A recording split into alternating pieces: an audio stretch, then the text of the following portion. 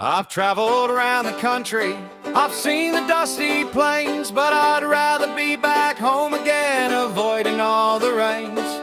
Sat around the table with the culture running deep, with a harvest in the jaws and promises to keep. Give me a home out in the bush, please, with lots of more trees, a bong or two, me mate WRCrew and the rest of the crew, with Timmy, Tink and Mark too.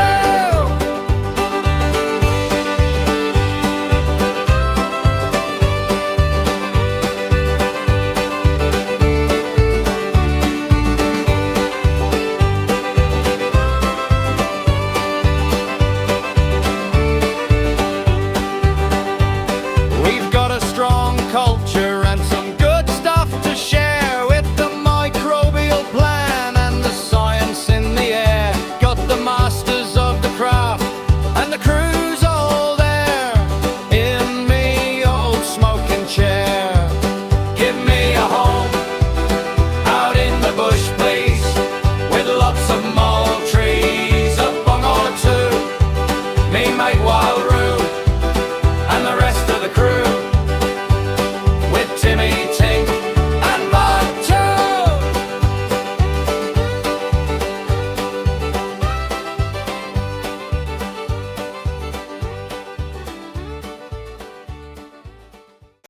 G'day everyone and welcome back to the Terpene Table podcast. Tonight's conversation is one we've been looking forward to for a while, and we have Jess from the Greenroom HQ here joining us in the conversation, along with the rest of the crew. So as usual we have Mud. G'day, ladies and gentlemen. Mud's about again, thinker, observer, like to know what's going on. We got Tink over here. Hey everyone, bless you all. It's really good to be here. It's good to have some listeners, and let's bring on the magic. And our mate the bear, Timmy. How are you? I'm just up in the forest, just looking forward to blazing a trail with you all tonight. And the guest of honour tonight, Jess. How are you? Thank you for joining Oh, us. hey guys. Thank you for having me. I really appreciate being able to join you all. Good. It's great to have you here, and it was great to finally get it all aligned so we could all be here together. Yes, I was able to navigate the Discord channels and make its way here. So I'm glad I could sort that out. A bit convoluted, but once you figure it out, it's a good platform. It is. You guys have got a really beautiful hub and community, and I'm really impressed with the breadth and variety of channels and information and chats. It's really quite amazing. Oh, well, thank you. We appreciate that. It's a lot of time and effort goes into it, and a lot of love. It's all passion based, so I feel that. yeah. All right. Well, before we get into sort of any of the heavy stuff, I'd love to hear a little bit about what you do in your own words. So, how did you sort of personally come into cannabis? Yeah, certainly. So I guess it started as a personal journey as a young teenager when I first started consuming. So I was about 14, 15 years old. Worked out that was, something that worked well with me. I really enjoyed, early days playing around with the plant. Obviously, being a teenager, there's lots of other vices out there you can get yourself into, and I don't know, the plant and I just aligned from really early Something on. resonated with you with it. Yep. Yeah, it definitely did. So, fast forward a few years into graduating high school and, going off to study, and I ended up making my way up to far north Queensland, a beautiful place called Airlie Beach, and Ooh. I worked in the Happy High Herb store there for a couple of years. I'm familiar with both of those places, Airlie Are and that you? particular store. Yep.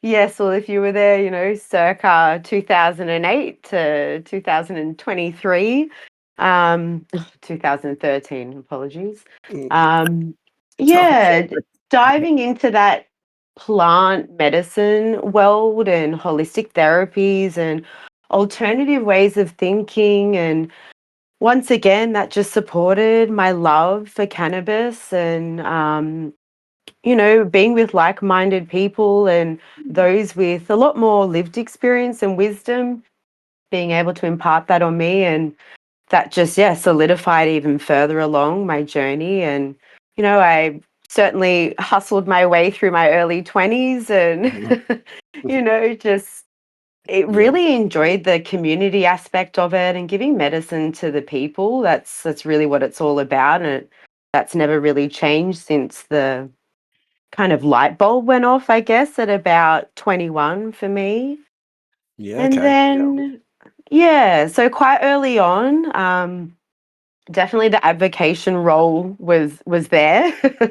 And then as I just gained more knowledge and experience and wisdom as I, got a bit older, I moved back to like my home area, the Central Coast in New South Wales here, Yep. and was very blessed and the stars aligned that someone I was dating at that time was a grower and was running hydro stores. And when you come back home and you're single and you're trying to date and you're trying to find someone that aligns with cannabis as much as you do, especially as a woman, it's quite a niche and small kind of Yeah, I think as even mm, as both sexes, it's very niche because you've got to find a correct. community or a place where you feel comfortable enough to even talk about it, let alone disclosing that to a lot of people. So Yeah, and to not be judged for it and like, stigma comes up really quickly. So yes, yeah, I do agree. It is difficult for the men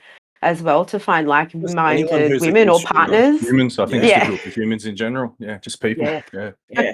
yeah, that's very true. That is Yeah, very don't think true. gender has much to do with it. Have a lot of issues with females that have a lot of stigma around it too. So Yeah, I guess I just speak from a female perspective, being, of I course. was young and 24 and, not wanting to like I'd been down the bong rat path, you know what I mean, early days and, Seen the dating. dirty bong culture and yeah, Oh, and look, I've been there for the wake and bakes and the gadies and stealing hoses for sure. But like, I guess I was really blessed to align myself with James, my husband, and we just had this affinity together that we wanted to be able to help our community and our people grow their own medicine. So that's really important to us. So we decided instead of buying a house or traveling overseas and doing that as young couples sometimes do, that we would start our own hydro store.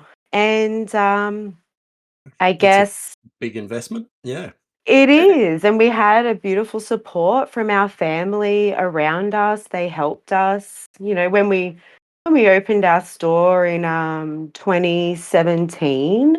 I had a 4-month-old baby, so we had our first baby then, and James was leaving a hydro store that unfortunately the owners, well, they were just in it for the profit. They didn't care about the growers. They didn't care about making sure we had the right products or the right things on the yeah. shelf or the right people in the store. Like they were just happy, like buying boats and like land cruisers and going on holidays. And, We weren't it's, intent on setting you up in the right ways. Anyway, yeah. So that's when we thought, you know what, let's do it ourselves. We believe our value ethos and our true north is in the right place. So that started. And essentially we have run like for the last 8.5 years a family run community grow your own store here on the Central Coast, and it has been just such a blessing.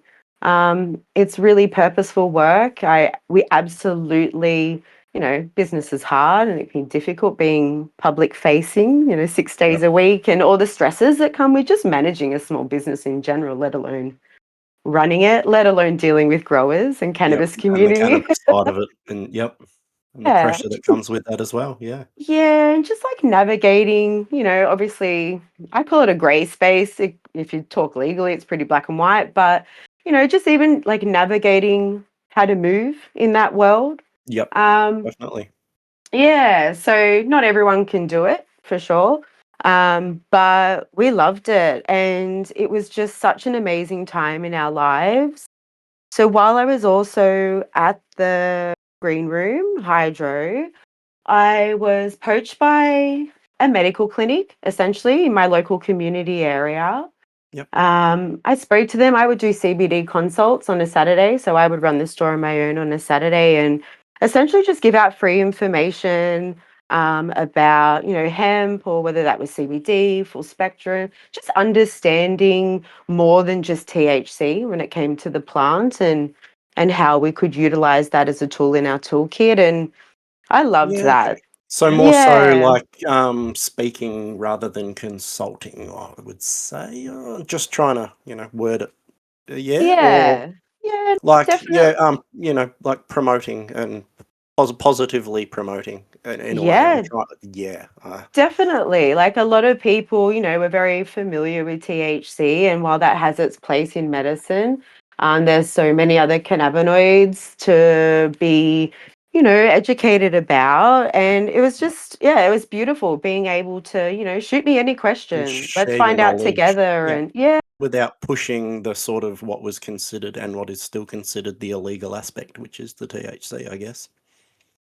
yeah, Yeah. to a So it's degree sort for of sure. navigating that space, I guess, in a way. Yeah, and like there's a lot of look, there's a lot of misinformation out there. A lot of people have been buying, hemp seed oil over the counter at a local cafe or at a bong shop and calling it CBD, and people would come in and be like, "Oh, it's so shit. It doesn't do anything." And I'm like, "That's not CBD. That's not medicinal, like not in the legal sense. Like that's hemp seed Yeah. oil. It's got beautiful omegas and fatty acids, but that's not the active component you're You're not after." looking So that doesn't contain the cannabinoids you're looking for. Yeah. yeah, Cannabinoids, exactly. sorry. Different plant, right? Hemp's a Yep. different kettle of fish. So, yeah, so I Same started doing species that. technically, but yeah, different plant.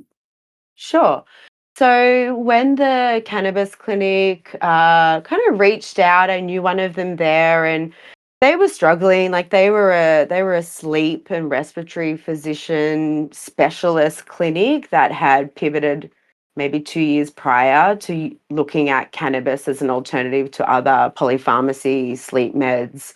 Mm. And they just said, look, you have a way with people. Obviously, this is your community. You know the roots of this. You understand the plant in a different way that we do. Um, we would love to bring you on board and just, see where you fit. Like, let's give you a few roles and see what you settle into nicely. And I absolutely loved being with the patients after their consults and helping them understand kind of what the hell doctor just told them, to be honest.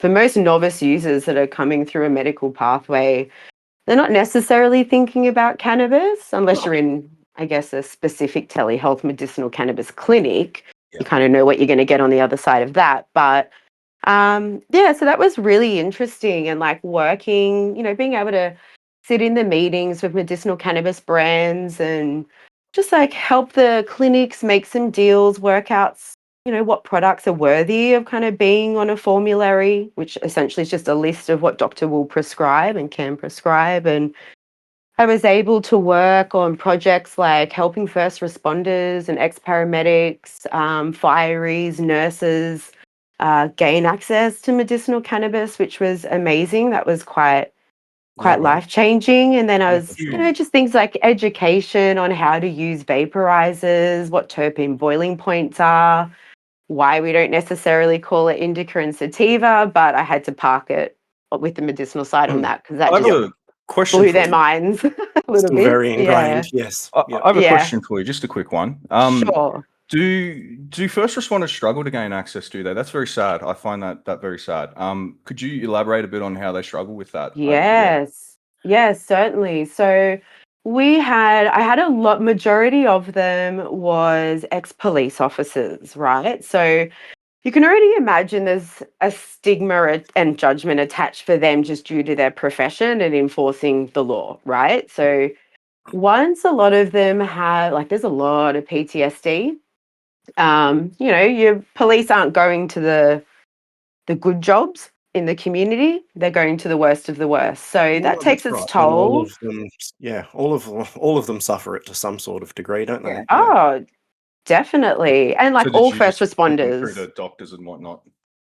Yeah, so when they essentially the pathway to the clinic, like that was up to whether it was their psychiatrist or if they're under insurance through different, insurance bodies that are affiliated with the first responders, treatment resistant medications like not working for them. Sometimes it's them advocating themselves. They have a friend, family member that they've seen gain benefit of cannabis and just thought like I'm so sick of either being a zombie, right, on these really heavy Yeah, medications, or I'm Endons and your Valiums and your Sericals and Seroquel, just yeah. there's so many of them to be fair. And like I don't have a pharmacy medical background, so like that's not my strong suit, but I can No, recognize it and see it for but what that it to be the is. first choice to just hand them out like that is to Yeah. most people is pretty. Yeah. Yeah, I think it's a Yeah, it's a Oh, poor good choice. set So protocol. Yeah, that not they've to followed. mention Yeah, exactly. Not to mention, it's actually even worse for the DVA. So the Department of Veteran Affairs, they have a whole checklist of what they have to go through before they will even consider Yep. medicinal cannabis as an option, and it's only approved for like two like indications, which is just insane. So like I also worked with a lot of ex-veterans, so that was beautiful and love that. Although a lot of them were they're very open to cannabis. Some had done tours overseas, like yeah, cannabis was just a part of how they coped. seeing how it And was a part of culture and life overseas anyway. Yeah, yeah, exactly. And not to mention, like, once they do get approved, like, they're only paying like $5 per product, which, like, so they should, I reckon. It should be subsidized for of course many it other should. people and for everyone, to be fair. But, when we're looking at high risk kind of cohorts of Well, people, yeah, it's hard to call it, say medicinal and then not have PBS access. That yeah. yeah, isn't that the way for sure? So yeah, with them, they would essentially come through. They would see the doctor. He'd put them on. They'd have another specialist kind of nurse that would come in and just manage them for amount of time. So we'd do about 3 months, and we'd check in weekly. And because you know what, they can get loaded up. Like a general kind of medication scheme would look like a CBD oil taken, multiple times per day, plus a balanced oil in the evening, plus like maybe a sativa or an indica flower to microdose throughout. Plus, they're using a vaporizer and they're trying to titrate, which means just like starting slow and low and working their way up. And, you need to kind of have a bit of, a recognition of what's going in your own body to be able to work out like, do I need more or do I need to back off? And when Everyone's people are dosage is dealing different. Correct. Yeah. correct, it's not a one size fits all. So that's where patient and human care comes into it, because there's only so much the doctors can do, right? In a 30-minute to a 1 hour consult. There's only so much, your mate round the corner that has all the best intentions in the world, giving you access, whether that's from a black market or legacy angle. But it's just going to be really overwhelming. Plus, if you're dealing with, brain injuries or PTSD or, just some like pain management is just so difficult to move through on a day-to-day basis. So It I comes down felt, to your support system, doesn't it? So, oh, Those days that 100%. speaking for you. Yeah. And Yeah. like, honestly, shout out to all the carers, support teams, family members that would bring in and like come with the patients. And, we'd had a beautiful little front office there where once they were prescribed, I'd take them into the room. I'd be like, okay, let's pull out what doctor said. Let's see what you've got. Let's crack these jars, show them how to mill flour, pack a dosing cap. Like, what temperatures should I put it at? And I'd sit with them in the room, making sure they had a carer or friend there to drive them and just have their first experience of essentially like getting high, like getting the benefits of it. And Yeah. But honestly, breaking it down in a I- step-by-step form and in a I've- way that they can yeah. understand, not so medically, I guess. User-friendly. Yeah, I've got making it user-friendly. Yep. Why do you But- need Yeah. question? What consumption publicly of medical things in clinics and such like that? So you sit people down and you talk to them about, How does that work? So are we allowed to sit in somewhere like that and consume? Like, is that something we're allowed to do if you have a medical? Sure.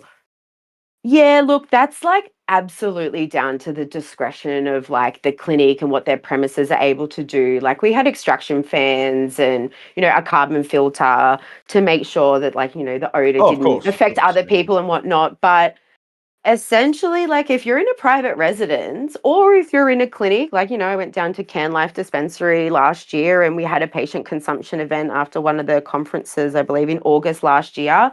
Like that was up to them.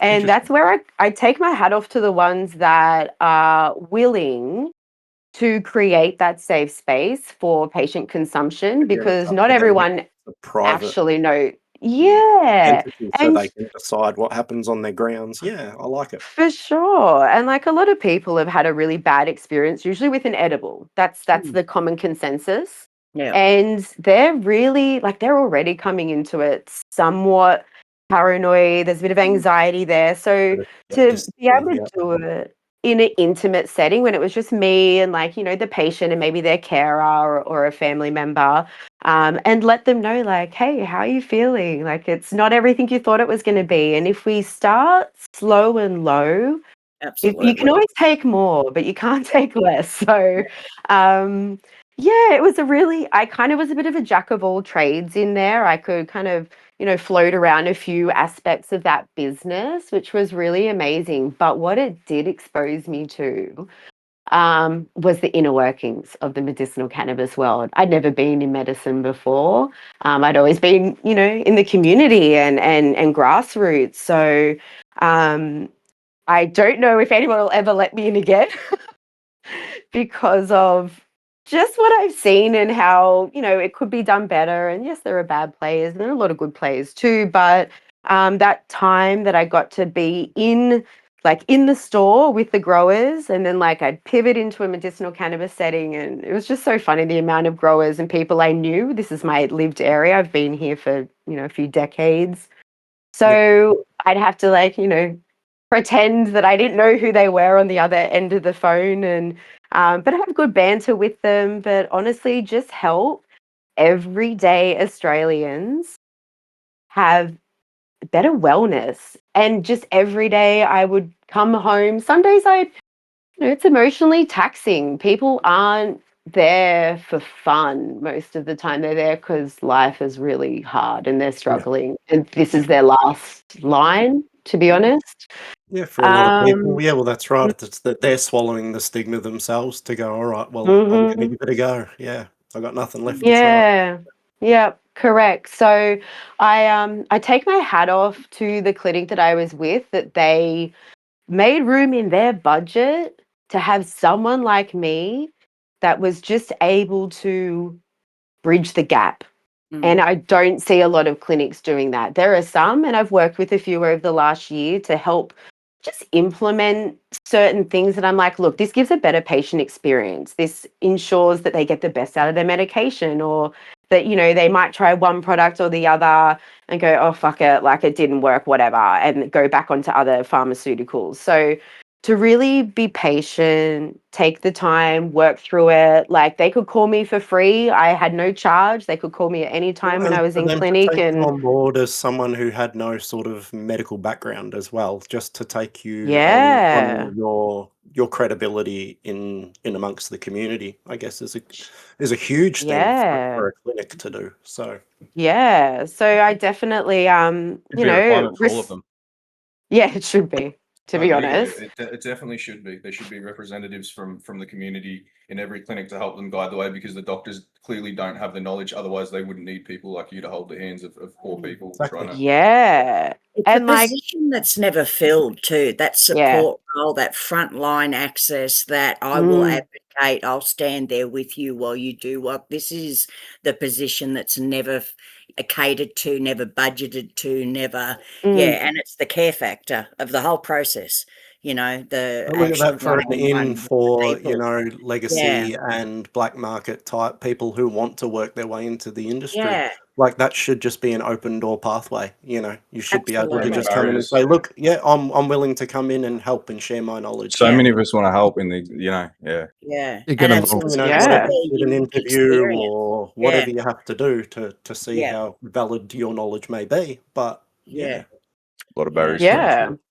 Overall, as like Yeah. a whole, how do you feel like that whole medical cannabis system like acknowledges where the knowledge origins come from for their entire kind of industry? Like, is it something that like some of these big medical facilities that they are aware that they are utilizing people and kind of Mm. information and knowledge that's been brought forward by the legacy community, kind of building Yeah. those beautiful foundational blocks? question. Beautiful question. Yeah, I think that there is a really small cohort of medicinal cannabis clinics and pharmacists that are bringing in legacy knowledge and community lived experience. And because I know a few guys that are working behind those pharmacy desks and dispensing and are on patient care, and that's amazing. We need to see more of it, but for the most part, it's completely non-existent. It goes essentially from like a questionnaire to a doctor to like, all Yeah. right, go and get your script. Exactly. And then that's about it. And while those of us that are educated and do know what we're doing, it actually quite surprised me that at least like I think we did some stats. It was about 78% of the 4,000 patients we worked with in clinic didn't know what they were doing. Like they didn't know how to sustain it over a long time as well, and actually how to get the So best that out of it. so So that it's a brings missed us back to opportunity. the original question, which is like, do you think patients are aware of how much access exists because the risk that legacy took to get medical where it is? Yeah, probably Like, not. is that something acknowledged within the industry? I guess is part of what Timmy was getting at. Yeah, no. I'd say no. That's Like, unfortunate. yeah, it is. It is. Yeah, it's good And to I get guess an honest that's answer. I appreciate Yeah. the honest no. I wish yeah, we could. I wish we'd get our voice out there a bit more and make it known to these people, because a lot of these people are fighting against us, and yeah. it's And they don't Yeah. realise that we were the backbone, not us, but the legacy market and the black market our was the ancestors as backbone well. that gave them. Oh, The people we stand Well, on where the did your shoulders knowledge of. come from? Jess, your knowledge didn't come from as you say, the medical side of things. So that came from the legacy side pure of things love of as the well. plant. Yeah, pure Exactly. love of the plant, pure research, pure like it just aligned with me so early on. That like I love absorbing knowledge if I'm interested in it. So like once you get like 15 years under your belt, like plus running a hydro store, like 6 days a week for 12-hour days for 8 years, like you know you kind of got a finger in every pie. Like I'm not an expert on anything, and I would never say that like I'm the person to ask on More X, Y, or experienced than Z. doctors. That's for sure on the Yeah, subject. Like yeah. we have some people here with over 20 years, 25 years experience in helping Mm, patients and whatnot. And in very specific ways, we have people on the panel here that have more than just, the consumption of flour. And yeah, it would be, it's very unfortunate that we aren't, all of us aren't able to help these people and whatnot, because there is a wealth of knowledge here, and it didn't mm. come out of nowhere. Their ability to prescribe things didn't just come out of nowhere. They didn't learn this knowledge out of books. No, This came from, yeah. It came from no, lived definitely experience not. within the black market and passed on knowledge, and they went, well, Even hang on. before it was against the law, once Exactly. upon a time, it wasn't Yeah, even a law, That's and that right. wasn't long ago. That was, roughly 60, 70 years ago. Yeah, it yeah. all existed Which is beautifully why we before ended up dying. regulations and before this greed came into it, and before it Mm-hmm. became about a Terrible greed. consumer and a market, so to speak. But that's where our Yeah. healthcare has come to. It's about the market of it and everything like that. I don't see a lot changing until Definitely No. there's some kind of legalization or decriminalization. Decriminalization is like where my heart's at. I live in hope. Yeah. But because so many, you open your voice, you pop your head up, and it's like whack-a-mole, because we are talking about legal Yeah. in an illegal country. It's fundamentally, ironically stupid. So they need to get that, like, they need to take a serious look at that, Mm. to be able to shift to being able to, peacefully and respectfully work together and be able to like soak up all the knowledge that's already out there, all the that research that's that already seems been done, brings me to just my not next accredited to question, them. Mm. which is like, Mm. are legacy growers like actually genuinely being invited into the medical Yeah. facilities, No. or are they The- being like filtered out and just being used for their knowledge? And Yeah. the ones that do manage to break in, is that through their own passion rather than and Yeah. willing and Presence, fight? if you suit And their connections. narrative of what makes us look good and what gets our Yeah. product and our mission Yeah. out there, and that's with full respect. Yeah. Yeah. So, look, there's a few kind of facets to that one there. They're definitely not being actively invited in. If anything, they want horticulturists that come from big ag.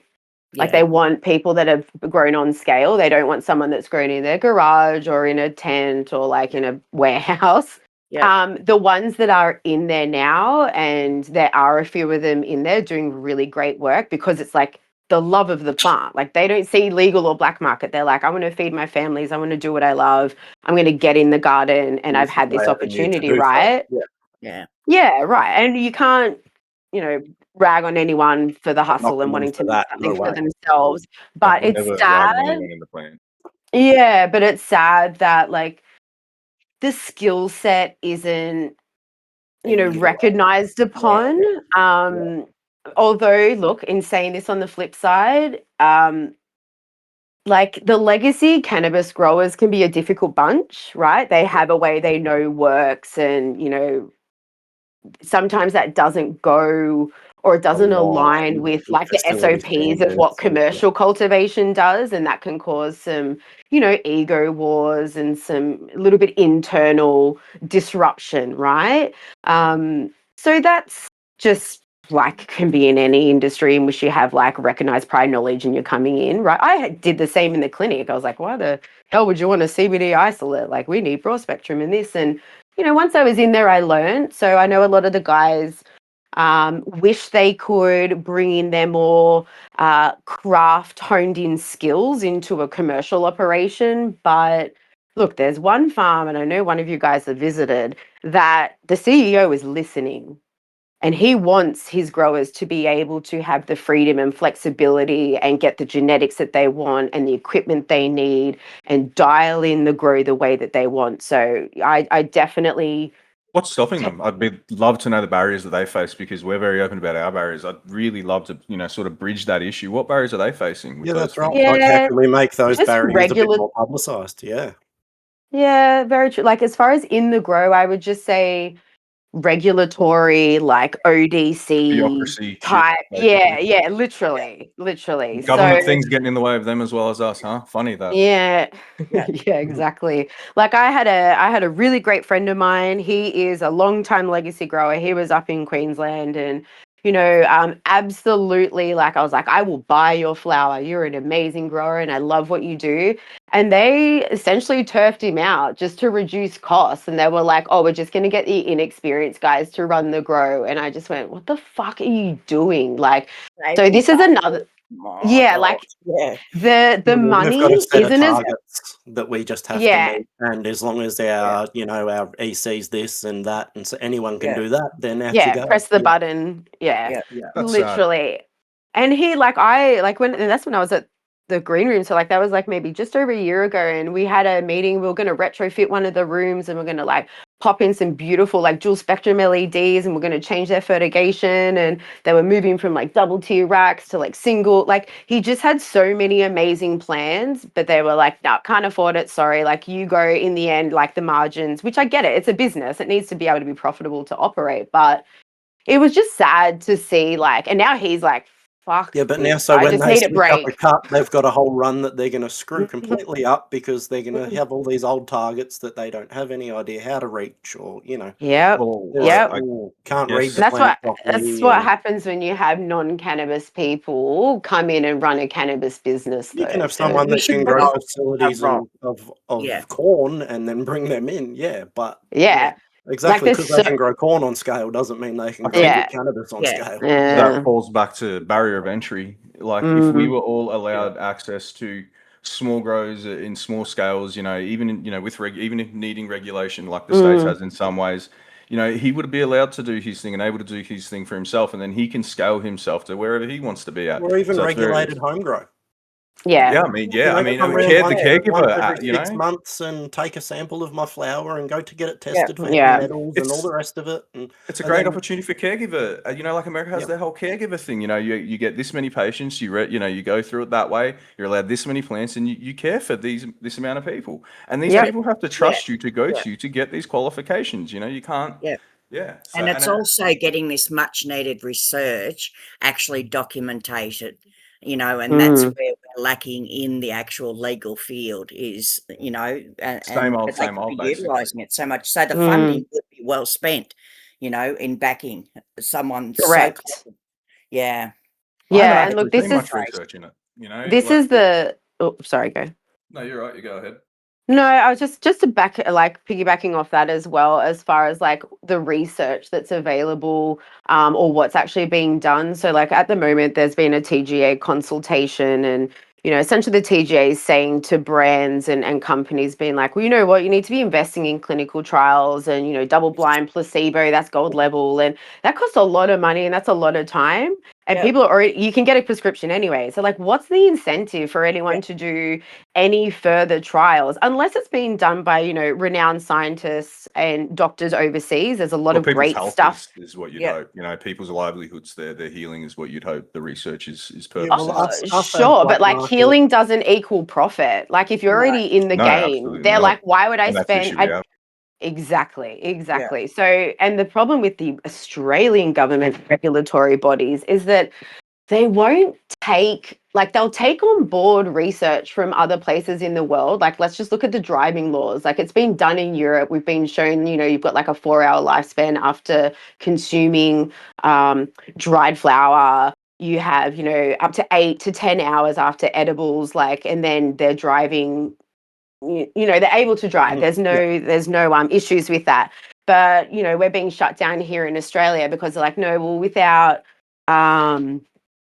government-led trials, we're not going to take on any other research out there. And it's just, that's Until we why do it cannabis, and prove it, then we don't believe it's real. And it's so let's, stupid. and we'll just delay it even further, and more people Exactly. will still end up being incriminated. And it's Yeah. just a hamster wheel, to be honest. Yeah. At least, there's a few things moving forward, but for right now, medicinal cannabis is only approved for a certain amount of diagnoses and indications, and we know that it's so much more than that. But unfortunately, I don't see that changing anytime soon. There are some great people putting money into doing clinical trials so that the doctors feel more comfortable, because there's another whole aspect in of itself, the stigma a lot of the within the doctors medical don't even have a system clue for what the they're And they talking about. contradict themselves countless times, like the different doctors in the different clinics, and the reasons they prescribe it. And you'll have one doctor turning around and saying, I'll use an example of somebody I know who was recently prescribed opioids for pain for a broken bone, and her doctor belittled her because she was on medical cannabis, and that lowers your so pain tolerance, common. everything like that. But I don't understand how that is something that can take place. There's no, I don't think they're going to contradict each other when it comes to opioids, and irrelevant if No. that's, I've spoken to It's multiple medical doctors about research. this, and they, during their studies in medical school, they don't spend very, very long at all studying the endocannabinoid system at all. Oh, it's not even part of the syllabus. Correct. No. Yeah. So So how would they ever know about a fully functioning system that works along our digestive system, our immune system, our nervous more system? complex than most of those, and all of them put together. Not to And they mention don't come with a holistic approach to No. healthcare anyway, sadly. That's well, why we that's end up modern in medicine for you, isn't it, Tink? Yeah. It's a big modern rabbit culture in hole. general. Yeah, well, I'm very glad that we Yeah. align a lot on all of these values and things. So Yeah, it's good. Really I great to see. agree. Sure, yeah, definitely. Yeah. So how do we go about getting to that reform change? Like what type of pathway do you kind of see for us being able to actively impact that as a community? Yeah, beautiful.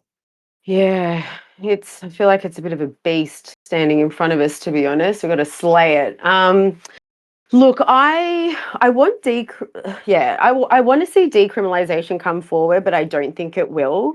It just Same. feels like the jug's already boiling on the legalization, and Too profitable. They yeah, can't regulate decriminalisation. That's it. And they don't ever want to say to the people, you are free and you have free will. yeah, I mean, yeah. you know, yeah. And look, and you guys can probably give me your advice on this as well. Like, decrim, no one should have a criminal record for a plant, Yeah. like in general. But like decrim's about removing the punishment for it, but it isn't about building a future industry. Like, we need to have some type of structure and regulation for community regulated safe access. So that's where I tend to lean on the legalization side. For Oh, me, actually, yeah, I got a good opinion on that one.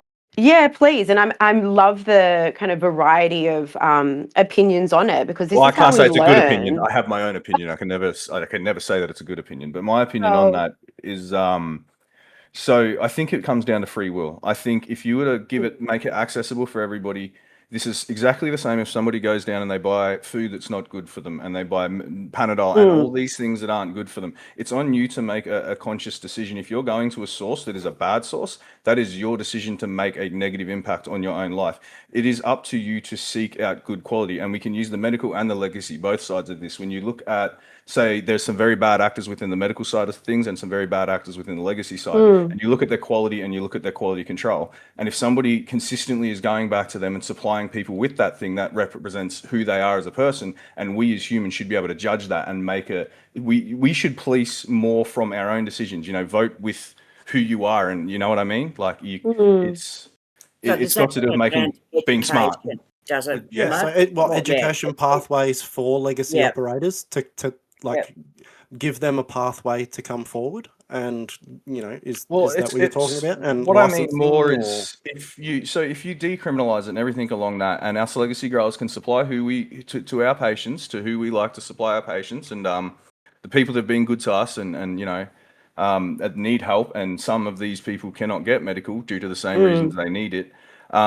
If they want to make a decision to go get plants off somebody that they grow in the garden, it should be treated no different than broccoli. So if you want to go get really pesticide covered broccoli down from the grocery store, that's your decision to make. That that's your But can I prerogative to do. Yeah, go right jump ahead. in there? Majority of people don't know if it's covered in pesticides, though. That's why testing and regulation is so important. Like, look, everyone grows different, right? But after 8 years, seeing what some growers do and then how it gets out to the street and the market, I would chuck it out my window. I would never consume something like that. Exactly. But majority And of that's what you people do. don't know. which brings us And back to that's where it's homegrown like regulation. So what about the 100%. stuff that comes in from overseas that has to be nuked? Would you argue that But it's has, all because new. that's regulated? Well, no, it's not. Mine isn't. So that's Yeah, my look, point. there are a Exactly. few people that have low microbial counts that haven't needed to have it irradiated, or e-beam irradiated, which is like what they're trying to sell as being better, which is like laughable. I But think Mud means stuff that he just pulled out of his garden.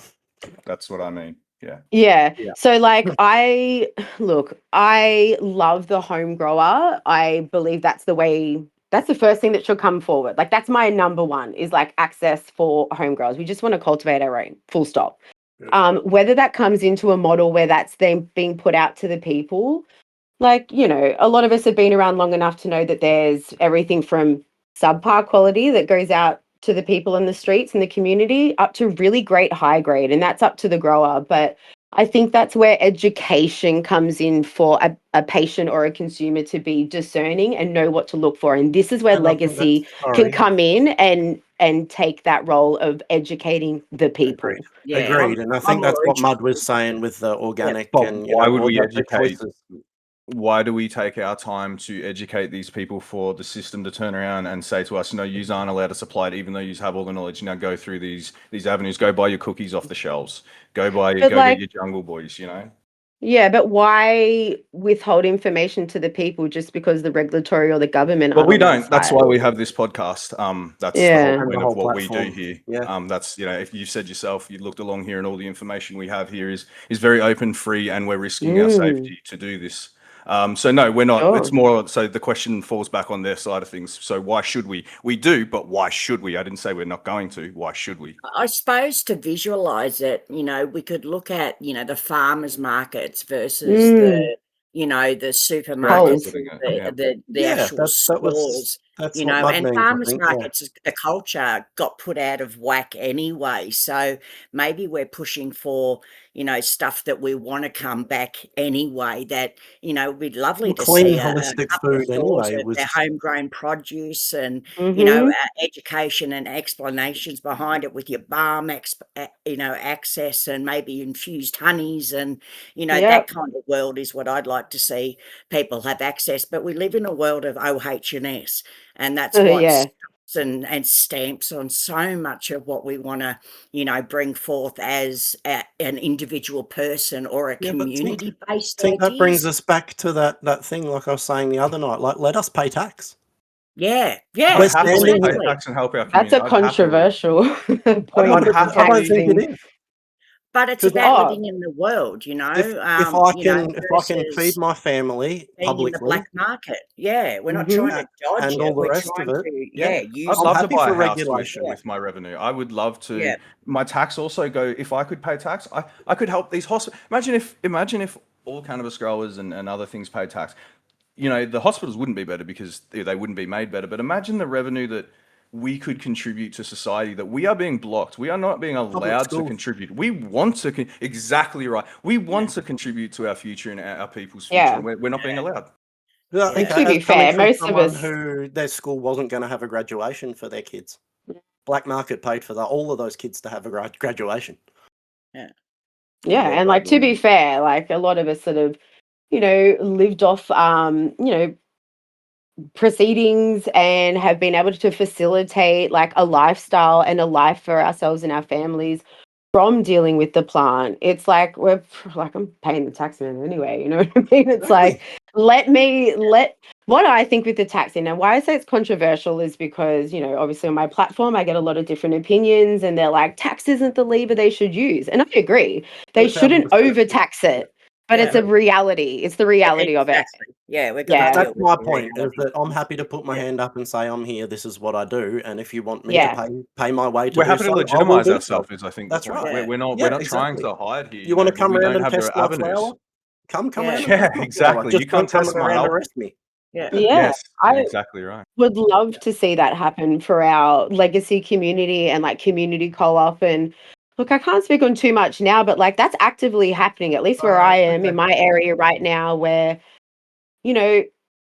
we're getting medicine to the people, whether they want to go down a medical pathway or not. It does, like, we don't care. We You can look we do around care. here, it's the same It's- things happening. Yeah. Yeah, like, there are groups of people, albeit few and far between in the scheme of things, that when I look at this model and go, look what we are doing here. Like, you want to go to a clinic and see a doctor because you want to make sure there's no contraindications with your other medicine, and you need to make sure, your palliative care nurse is on board with this medication. Sure, let's get a doctor involved. But for the majority of people, like, Well, you just can't give us afford to adults have mold autonomy. because you need irradiated flour. That's great. Then there should be access to Yeah. that for you. But for the most Yeah. people who have just a bit of back pain or a migraine or anxiety, they don't want irradiated Yeah. flour.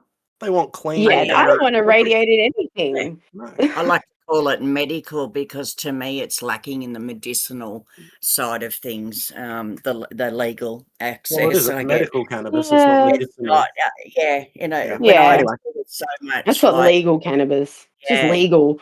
Yeah. yeah, That's the structure in which it lives under. And look, just to Yeah. speak on the mold side of things, like, that's really few and far between, like, to be fair, but it does Legacy exist. growers have And way too much passion in their flour to let moldy go out. Like majority of. well, Of look, course, there's I very counter that. poor- I don't think so. I think there is enough guys out there. Like, we've had honestly 5 really difficult outdoor seasons, at least here in New South Wales, where we're looking at bacillus strains to try and get rid of bud rot and mold. And a lot of the guys are struggling. Like, they can't afford to do this anymore because they are putting moldy bud out. Yeah, legacy. Legacy, okay. So, like, it's what I mean. You guys might have a great experience, but it's what I mean. Like, 8 years on the shop floor, I have seen every single Yeah. grower, every type of grower, everything possible.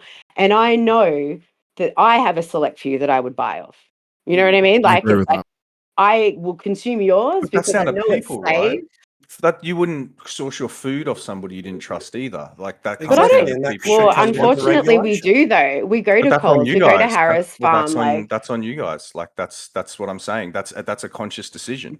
Do you understand yeah, that? Like, Yeah, so I if do you, understand but we that. still have access to these dangerous things. We can still go to a farmer's market and we can still buy a strawberry, and lo and behold, oh, there's needles in it. But we still have the option to, right?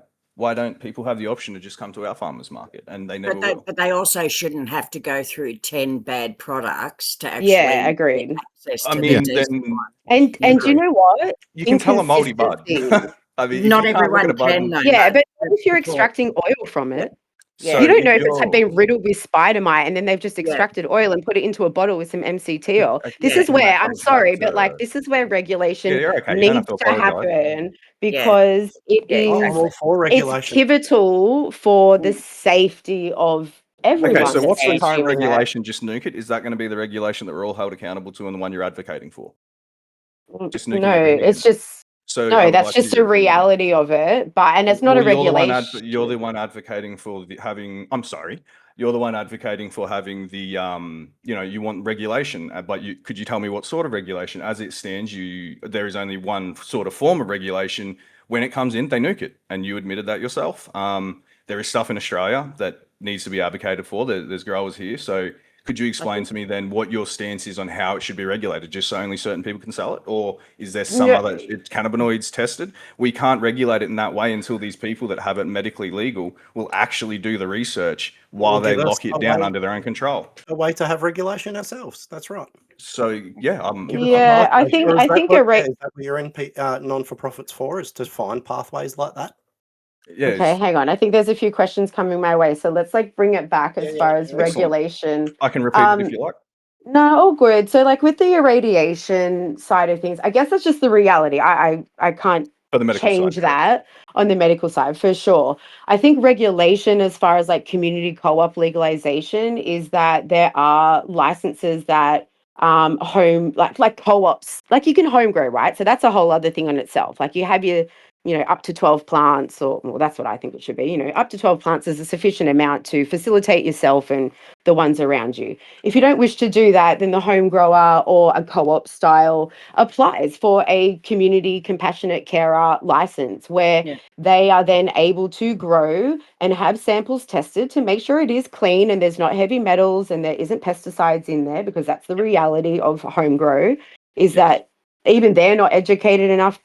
Like there's so many parts of cannabis that we just don't know enough about in general. So, and those are But one it's going of to them. continue to be unknown until the people that have the power to research, and as you say, they have no interest in it. Yeah, that's very true. So like they're going to with, regulate it the exact same way. yeah, well, So that's pause, and their that's where my prerogative. question came in to you, is about this non-for-profit. So is that Yes, something yes. that you're going to try and open up some pathways to change that for regulation, so we can approach these things? And what is it exactly that you're going to push for? And what is it? Yeah, what is it? What is the meaning of it? Because I love the theory around it, but we need some sort of clarification about what you're going to push for, because what you're talking about there just sounds like we're just forever going to be stuck in a loop, and you've just accepted you're accepted that we're stuck in the loop. So are you driven to change that, and how do you plan to do so?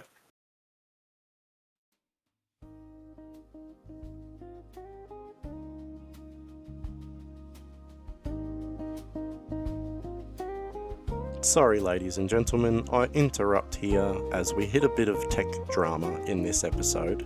Jessica lost power mid-chat because, well, of course she did. So we've cleaned it up the best we can, and we jump back in once she's back online with us with full audio. We appreciate you riding it out with us.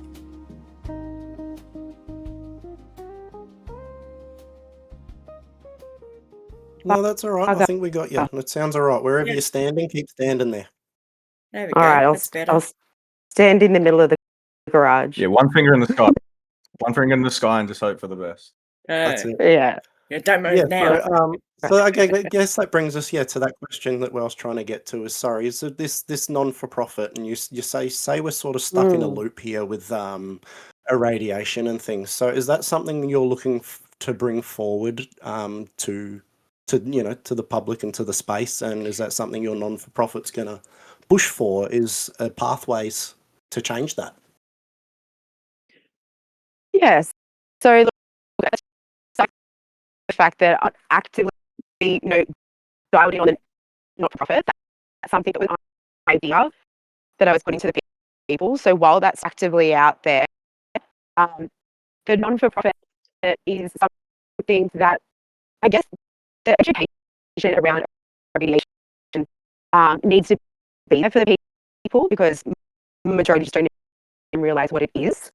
Unfortunately, there's not a great data out there.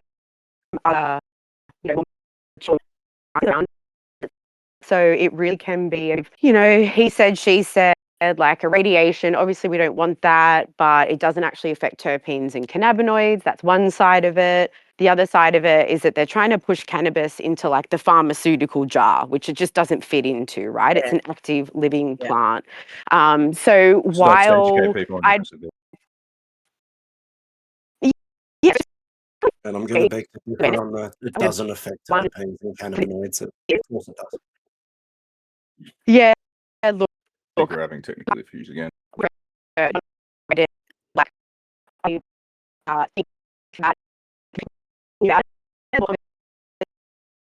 and the onus on the prescribers around growing it will increase, but unfortunately, that just comes from the ODC, the World Health Organization, and the TBO constraints or check Regulation. that the flower must go through, and that's because it's a pharmaceutical, it's a medicine, right, in legal market, so it's just what it has to be, and I don't know, it just is what it is. I can't change it. I wish it wasn't there, but if I can educate people about PGR, it's like, stop that from happening. And if you know, like, knowledge is power, then you. Okay, yeah, cool. No, I respect that answer. It's So interesting that you say knowledge is power, but you also say that none of us know about anything we're eating. I just find that a bit of a contradiction, is all. I've never said that. okay, sorry. No one knows about what we're Sorry, eating. never said There's what. definitely a lot of Okay, well, I'm not here. that no one knows what they're eating. But I think that Sure, there was some paraphrasing there. My mistake. I can go back and repeat exactly what you said if you like. Please, hang on. Let's keep pushing, moving forward, guys. Come on. Sorry. I do understand, and I understand your answer there. So it sounds like you haven't really got a solid idea. This was more of an idea you had thrown out there, and you're not 100% on it yet. So, which is why we're asking questions, because we'd love to be 100% behind you, but as it stands, there's not really a whole lot going on for our side of things, and a lot of our questions are coming from our side of things because we are currently on a podcast from the legacy side of things. So, you have your platforms for your things. So we're asking questions, sort of, how does it benefit us? Why are you speaking from the legacy side of things, and then arguing just education, but you can't actually do anything for us? I think that's where a lot of the issues are coming from. Does that help a bit? Okay, that's fine. We can all come together. Let's make something solid. But for right now, well, I want to. That's exactly what I'm saying. But I'm trying to ask you, like, so education. You're trying to tell people about things, but so you're representing legacy and education with your not-for-profit. That's all I'm asking. You haven't even elaborated on what it is, what your intentions are, where everything's coming from. But you are claiming to represent us. Yeah, I think you're representing the plant as well. She number said one. legacy and grassroots. Yeah. Those are her words. It's like, that's a bold claim. That's where I live, I guess. I live in the grassroots community, seeing the growers and the people and the patients. So I guess, like, I'm just really lucky to have a really wide breadth of industry on both sides. And while it's like, this isn't answering any of my questions. So also anyway, able to like maybe. Sorry, it might be the technical difficulties that are making it a problem. Perhaps. So are you familiar with the website normal? I'm not familiar with many things in the I'm US. not. I familiarize myself with things here. Okay, so Yeah, I'm Yeah. pretty like familiar with big Normal like and what they've done, and they've had a big part in New yeah, Zealand as well. Yep. yeah, and they're doing things for advocating home growers, researching clinical trials, part of So you'll advocate for us. industries that people know about. Yeah, 'cause I am. So, well, I'm not. Just Well, a not-for-profit's sort of my like community.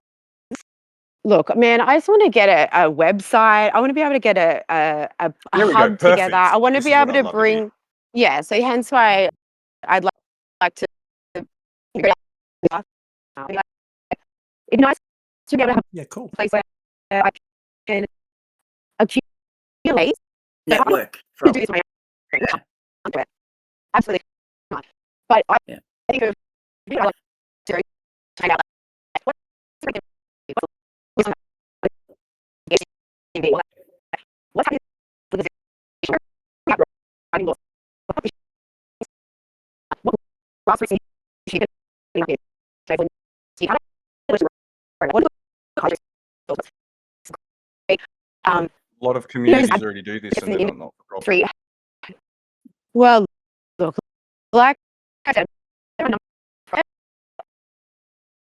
so like I don't know. So you have your own motives, is what you're saying? Is that it's hard to understand? There's a lot of cutting out. It's so very difficult and The patchy. audio is really Yeah. challenging.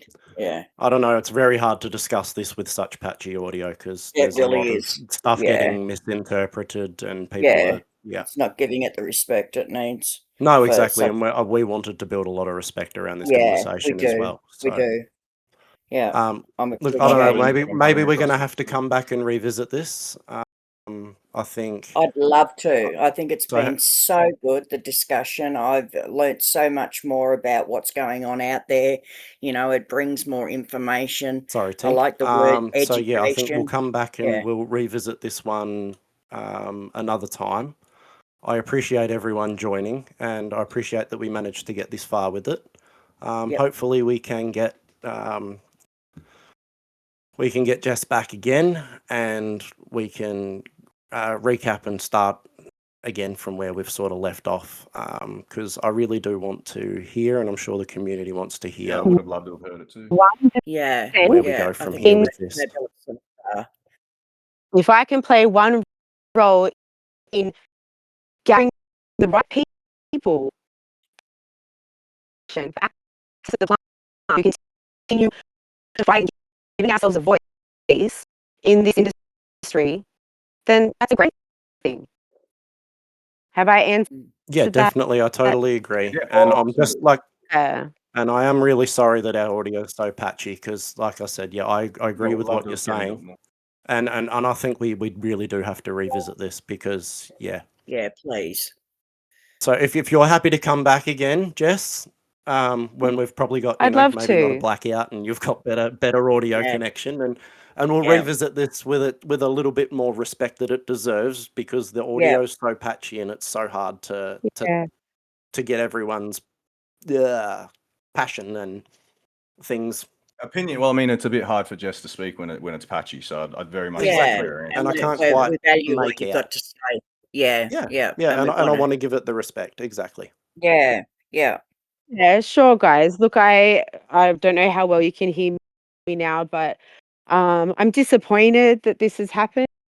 But with the punches, and I'd love to join you guys again. Yeah.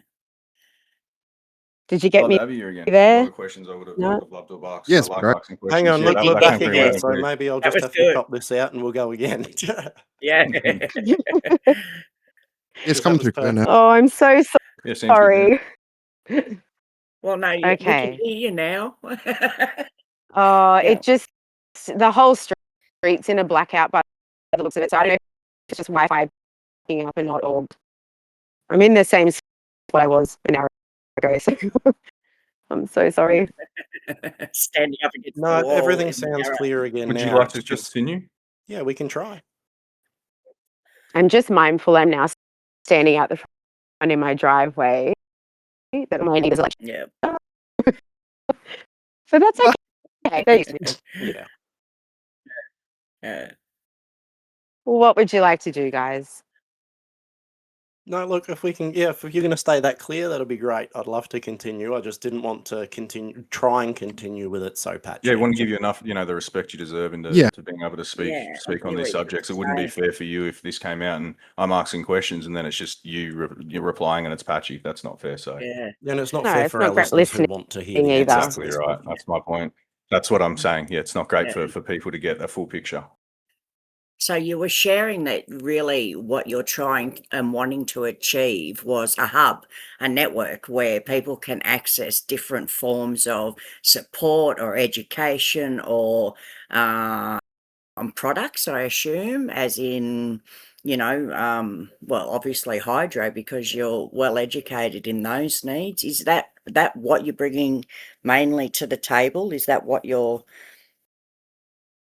Yeah, sure. Like that's all part of it. Like we say, whether that's grow your own gear, trusted and respected, like affiliated, grow stores that do want to take on board, extra novice growers that might want to jump in or other people that want to be pointed in the right direction. Whether that means they want to have access to really great high quality hemp clothing, wellness, materials, um, educational books. So bringing So like there's together like the these retail part of it. collaborators, Yeah. but bringing Yeah. And together all the like collaborators in the cannabis space. So everyone just puts on a So cannabis hat and says, I am here for cannabis. That's it. Yeah. essentially, and like, okay, so not what does it not do? everyone aligns with maybe wants to happen with what wants to happen, and that's fine, they won't be part of it. But for those that understand the bigger picture and the path forward, if they would like to be involved, then yeah, I'd love to have those conversations and start firming up and building out who wants to be on board. And That's the only reason non-for-profit works is because I don't need a salary or wage, but like in the reality of it, paying to get a website developed, having, email marketing channels, put on events at venues and sell tickets and, do like give discounts and due diligence, like that needs money. And I've done everything for a year. I was very blessed once we sold the hydro store to be able to take the year off and utilize all my networks and connections. And I just can see a bigger picture.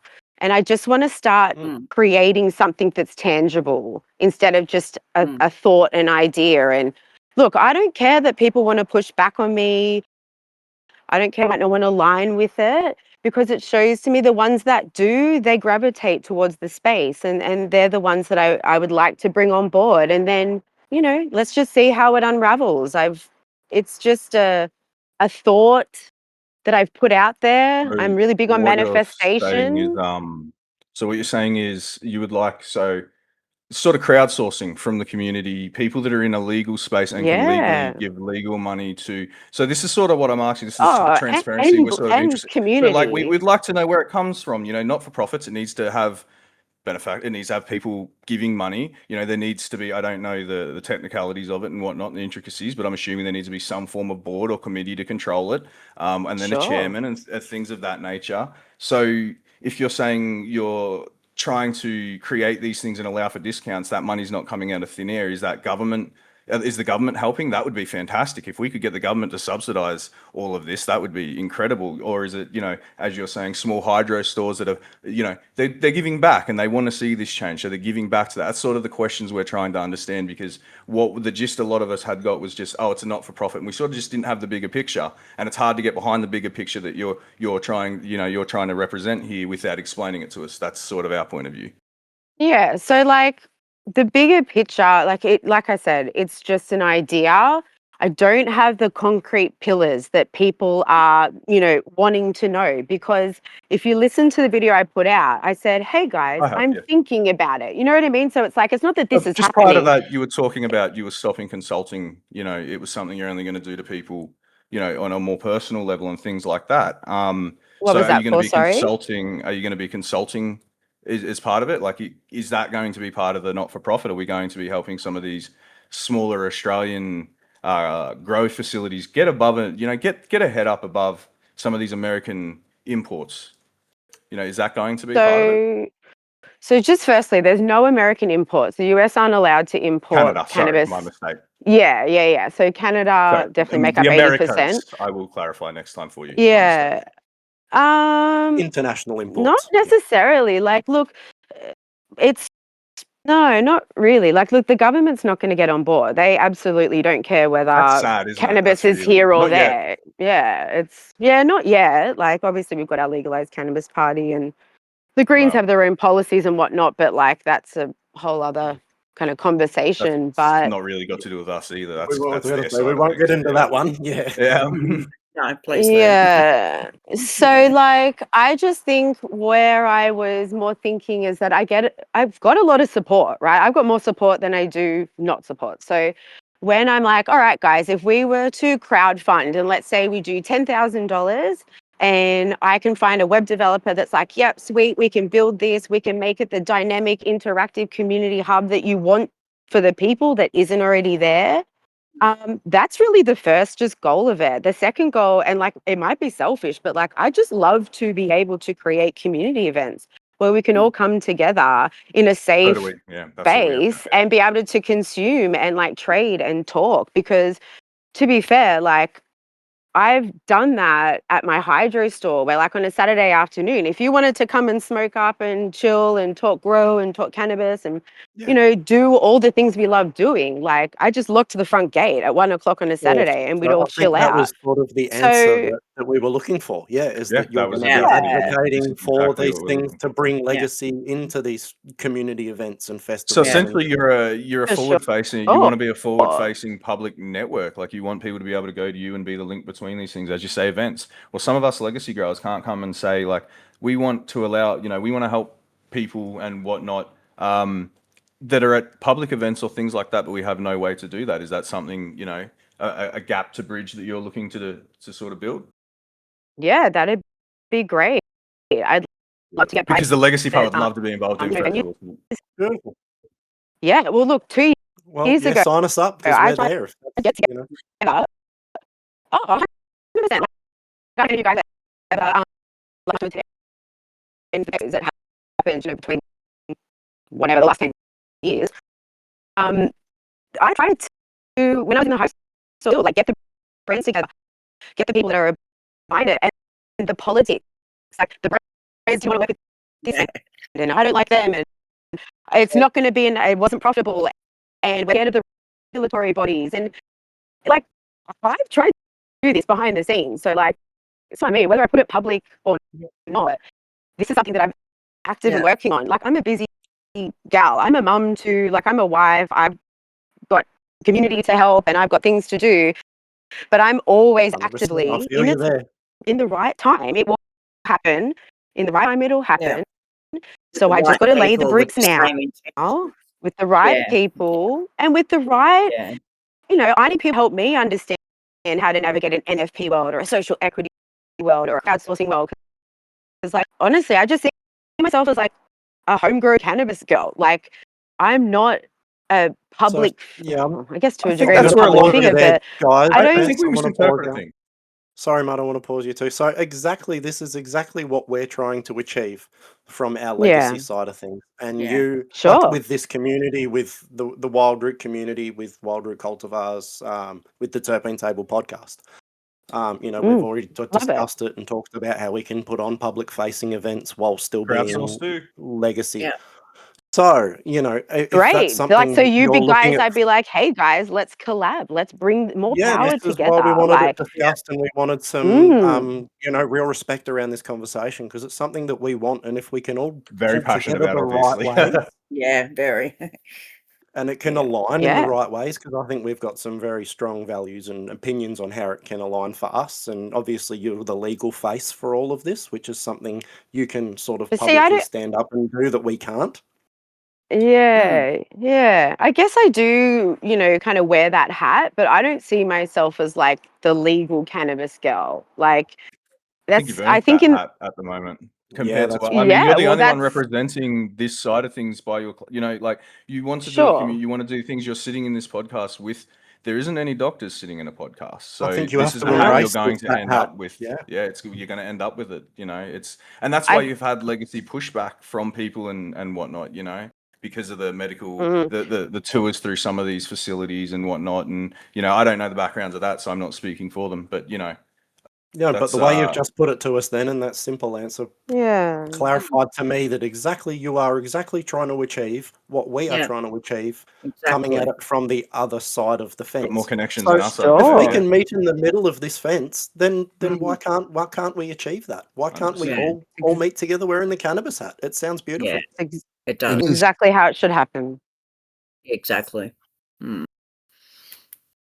And look, as a And community, we can also approach the TGA with our own like submissions, like for change. So if we Mm, up the microbial limit on cannabis flower produced in facilities, a lot of them wouldn't have to irradiate, especially like this stuff in Australia, because like That's I a very guess good the point. guys that I've seen, uh, Mm. closing in on that threshold as it is, which is considered a very kind of strict industry standard specific to our industry. If we were able to lobby as a community to get that changed, then that's something that would then benefit the people that just want to go and pick up a tub and talk to somebody, in their local community. Might be legacy, might be someone else, experiencing cannabis. It's it's good change that we can start now as well. Yeah. absolutely love it. yeah, I think this is certainly. a good Unfortunately, opportunity. Yeah. yeah. Unfortunately, I think that the irradiation, when it just comes to the really strict standards in which like the pharmaceutical realms put on cannabis, that won't Yeah. ever happen. That will probably stay as it is, and that's why it's important to have home grow and like community co-op and adult use within our own local communities, so Yeah, patients can be separated, exactly. accessing Yeah. full terpene rich, unirradiated, unadulterated cannabis, but that is Yeah. also safe and legal, Yeah. because We've I've seen moldy bud being, yeah. vaporized or Mm, combusted that then sets off an autoimmune disease. And we don't want that, Of course. because I No. No, we then don't. that's No. playing to that syndrome. Yeah. And I we, think and that we comes do from have us a good speaking up. framework in Canberra as well, with two plants per person growing naturally outdoors, up to four. I think Yeah, up to having 4, that. yeah. I mean, obviously that's not ideally what we Yeah, wouldn't but want the to impose smell, it restrictions, explains but the it's the smell at least. beginning. Yeah, it's Yeah. the beginning stepping stones to something that we can look to as a community to kind of like Yeah, it's starting Get to it in every this is state. good. How normalise amazing would that be? being able to do it. Yeah. Mm. Yeah. ACT Yeah, is so I think a regardless great of the starting point. yeah, I go. mean, Sorry, Jess. ultimately, really, it's about being able to educate the person to be able to, you know, be able to make their own medicine. That's always been my attitude, because it is plant, Yep. because it is so versatile and so usable and Should so be connected as well. workable. And so many of the processes are so simple if you've got the right Hmm. contact, like right ingredients or right access to the education surrounding it. This Education is and something information. people can manage themselves. So it really, it'd be wonderful if we could all be living under the Canberra model. That opens it up so much. Well, Better it's than it's nothing. where it's very important for hydro shops like what Jess ran. There's a Yeah, lot of those out in the community that deserve the Mm. community support, because that's where the ground kind of yep, starts with education, because there's so much stigma around it. There are yep, absolutely hundreds of people around Australia working in these shops that put their neck out to educate people to help them grow better, and it's something from my personal experience too, working in hydro shops, is there's definitely great places to start, and they revolve around these communities, because we all need to be educated in exactly the passion of the plant, and how to produce it in a safe kind of way. And Well said. there's a big Gets rid of the difference. yep, stigma doing that too. When people know things and that, we argue with some of the people that are in the older generations and whatnot. And when we're able to present facts and they have nothing else against it, it destroys stigma for people around involved, including them. As you say, Jess, you have encountered patients that are trying to destroy the stigma around themselves. So yeah, it's the Working with older people I found really interesting because they're coming from a generation, with so many stigmas around it, and seeing them like be brave and try it and find the relief and then become advocates for it. I always Yeah. found that so inspiring. Yeah, and that makes waves. That like makes Yep. movements because that simple home grandma, she's got such a loud voice in her quiet spoken way Very because true. hmm she carries that credibility. She carries that authority anyway because she's lived so long, and Especially in our circles. yeah, absolutely. And, Yeah. working with those where it became, an allowed conversation and I always talk about Judy, this beautiful 75-year-old who had struggled and then found cannabis oil and she was using black market stuff, but she was so happy to like shout out loud, I'm a Yep. criminal, I'm taking this because she was just so thrilled to have some relief, when it's Yeah. 20 years, a couple of decades of battling and struggling and getting pumped full of pharmaceuticals, which we Yep. know just fills you up with toxins and causes more problems.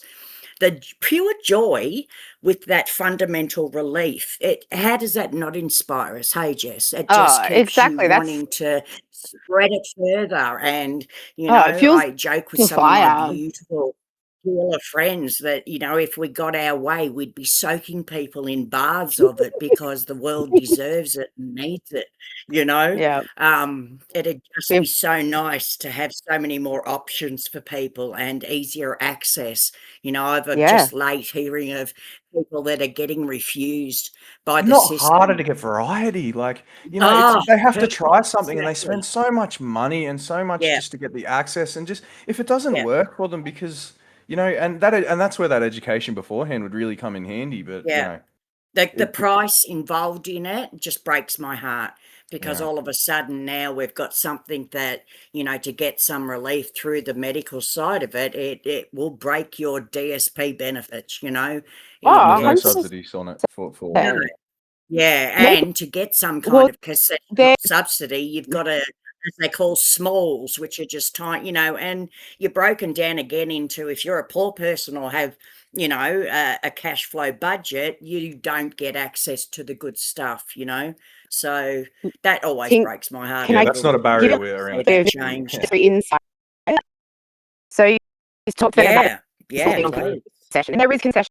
There are actually concession available just from and this isn't to say that Yeah, this is all small because a lot of concession are a little great. I love to laugh. They're like parts from yeah, the bottom. Sometimes go, I bet yeah, you wet this off the floor and put it in a jar, right? But I worked with a brand yeah, that essentially had $100 was their like full price jar. yeah, The same yeah. flowers put into the concession jar. So I actually concession, which is That's actually without you even magnificent realize to it, hear that. getting $170. But that's just my That way of that Is thinking that the an pleases me. scheme of Australian facility? Like, things. is that But Australian supply? Yeah, they Because that would be awesome. were Like, if that's the Australians doing that, and then we can sort Or of, was that yeah, just that. compound pharmacy like no. So we stuff? can't compound here. I'm in New South Wales, so we're not allowed to compound here, unless you're See, with this a is clinic great information. that's in This is where Queensland, you come in. Victoria. But yeah, like this is just the way I see the game. Like, life is a game. Right? yeah, I'm just here as a player yeah, to kind of attain We're the all pawns in their knowledge, like chess game, Jeff. create the freedom to see the world. Yeah. yeah, So like in my kind of experience, but um, there was an Australian brand, but it was a South African flower, but it came from the same plant. Never leaf. Oh, I can them because I work with them. They did a very similar thing. I went to the first cannabis conference I was at, and I was like, your small jar and your full price jar looks the same. My patients are getting pissed off on the $150 jar because they can get it yeah, 15 grams for $99 and it's the same flower.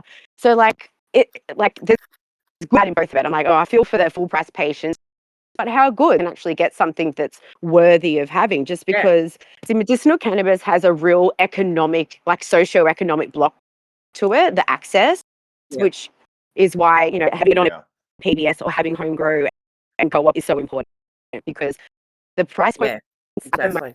moment are quite low because bottom, 80, like, what is there, like 2,500 products for a doctor to prescribe at the moment. So 80% of our imports come from Canada. Now, there's everything from the barrel to the top of the craft cannabis there, like take your pick. But the problem is the lower price percentages aren't that great of, well, like they're old, you can tell they're oxidized, like obviously the terpene profile and cannabinoids that were tested, you know, got no 6 months soul. ago aren't the same, even close. So, you know, that's just a No good. little It's no good. reality of what happens on Yeah. the inside. Yeah. I'd love to see more support for Australian cultivators, but unfortunately, Yeah, so would and I guess I. Amen to I that. yeah, like I have been a few times. I love that the soul of actually what's going on there. Is exactly how I think it is. In my indoor culture needs to happen, an indoor grow, but like to put more opportunity and more is essentially getting kickback for prescribing. So brands like, hey, if you prescribe 50 Oh, okay. Once you get the kickbacks, your audio's going now. Once you start getting in the kickback game, you lose the individual cultivators care. just It's not really can't. about what's needed. Yeah, it's that was my perception first was thing. I right. went, this is a money Yeah. making scheme if I've ever seen one. That's how the world looks, isn't it? Yeah.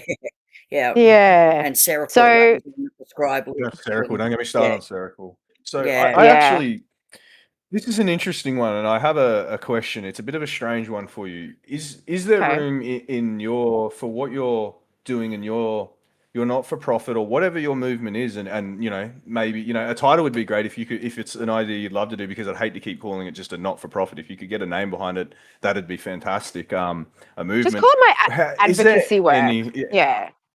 just advocacy work? Okay. Yeah. So is there? So I can't access medical cannabis. Mm. I need it. And I need it because of the damages that things like Seroquel and whatnot have done.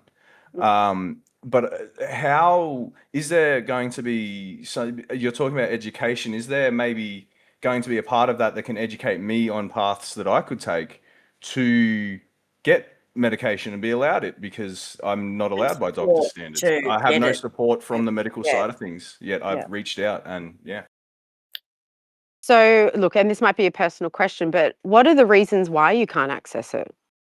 What have Depends they which doctor said you to ask. you? Yeah, okay. So it's like not a Yep. consistent Never is, look. and you know, Yeah. but it's the So same. But it's the same reasons other people are being diagnosed. Have been prescribed with it. Do you understand? It's very yeah, that's how. contradictory. So Oh, for education would be sure. great for their side of things too. I'd love if like we could get some education to them on things like this that some people that need it are being blocked purely because of somewhat redundant reasons. Yeah, and look, that's very true and that's very real. I think at this present moment that I can speak on is that doctors are so shit scared of APRA and TGA and the Pharmacy Guild Yeah. and their state health bodies because they are the ones, they're actually the enemy. So it's not necessarily the government, it's these regulatory bodies that, Yeah. you know, obviously some of them are under government control, but like they're the ones pushing A lot of back on lobbying groups doctors. involved. They're trying to, what's that, sorry? A lot of lobbying groups with their that have a lot of tennis partners in Mm. lobbying groups and things of that nature. Yes, exactly. Yeah, so it's kind of a perfect mixing pot of exactly the ones that don't want to see it happen. Yeah. You know, a lot of psychiatrists, because they're listening to, you know, the biggest thing for them is like schizophrenia, especially for the younger cohorts, and we don't want to be exacerbating that. Yeah. And they want to get Yeah. rid of category 5, which is anything that, you know, is essentially up to the volume of 98% THC, which is, you know, pretty much every flower of oils and gums out there. So unfortunately, like, I don't know how I would educate the people besides being Well, all of us, I mean, able you know, to as a just, yeah. the people. So I think it's more about like, why would a doctor not prescribe to you and give a general reason? Like now, I'm not a doctor, that medical call is not up to me. I'm really sad to hear that. That's really disappointing It's not. I'm not that you haven't isolated been able either. to A find lot a of people are prescribed not. lines, but yeah, definitely. Like there's a lot of I think people that about have, yeah, that just have mental health backgrounds. It might be yeah. current other Schedule 8 medications that they're on. It could be psychosis. There's a few legit reasons why generic doctors wouldn't want to prescribe. That's when Yeah, I well, would say, it's funny because look, it's I probably like how worth you scientifically looking proven at a clarify that. psychosis isn't specialist. caused by cannabis.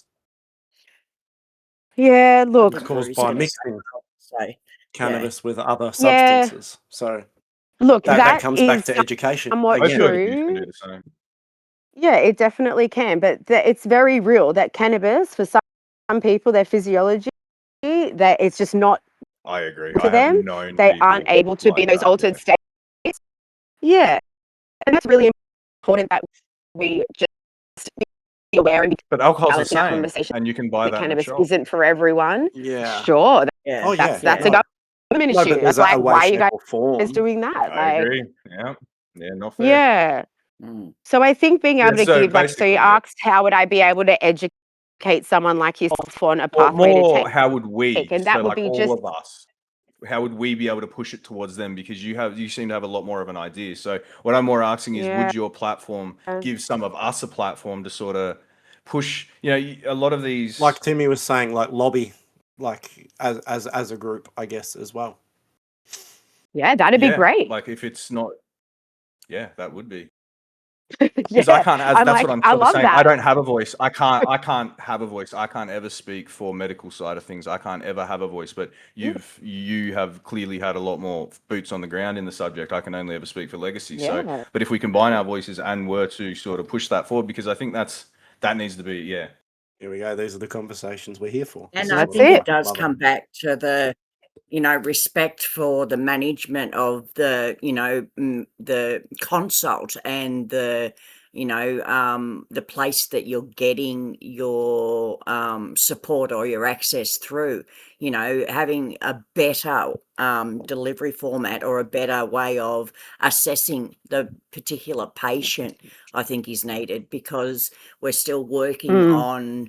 on yes, it doesn't suit everyone. I totally agree with that. Yeah, no, me too. I'll But always agree with we're that. also working on that fear factor of, is this going to come back and bite me if I Yep. take risk and prescribe it to this person, and they Mhm. have a bad reaction to it. That's, as someone who's worked in the advocacy and consulting field, where it's our private indemnity, Yeah. that we're held onto, that keeps us safe. It's our public liability, and that's sad, but that's the world we live in. Because even we work with great people, but there is always those people out there that are trying. That's great, but I go to jail for wanting to for needing medicine then. Like that's all well and good that they don't want to get in trouble, but the opposite end of the spectrum is to get medicine. I need to go to jail, and that's No, But you can well, grow your no, own, like, because 4 we have plants and not go to pathways. jail.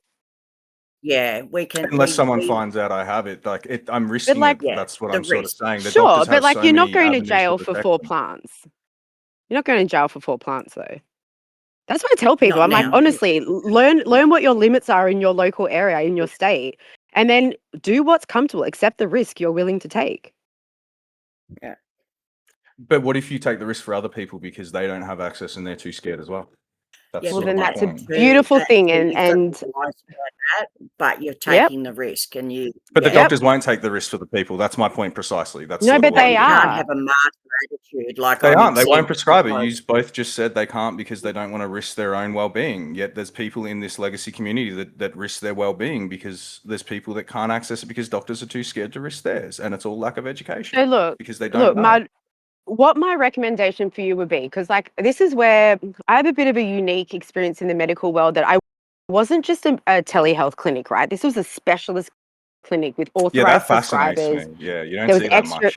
yeah. So no, definitely not. There's very few specialist doctors. So, but what that does bring, yes, it can bring a heftier, onboarding initial consult with a little bit of care rebate coming through. So that's the price you pay. But they're able to access, they're able to apply on your behalf, because there's other, like, know your full story, This so is I great don't quite information. know, but I This is know, fantastic. This is yeah. but what I do know is there are other applications that can be made for, let's say you consider a high-risk patient. It's my most generic, GP prescribing to assess being just don't even want to touch you, right? Let's just say that's the case. Then having a specialist that you make a deal and it's, look, I'm a high-risk patient, I want access to this, a level of honesty is always appreciated from those types of doctors, because then they can work with you, not against you. Now, there are some lines that are just drawn, like that just is what it is. And due to a high volume prescribing that's happened over the last 3 years, regulatory bodies are definitely clamping down. They're putting milligram limits, they're putting in dispensing Oh intervals, yeah, I've been because hearing how about this. my doctor would say, what would am I if I do the wrong thing and I leave 4,000 patients without a prescriber? That's no good. Like that might serve as one person that drastically wants it, that maybe, you know, in reality, they're totally fine to have it, but whatever their medical history, whatever the medication they're on, whatever their diagnosis is, they just don't fit in that category.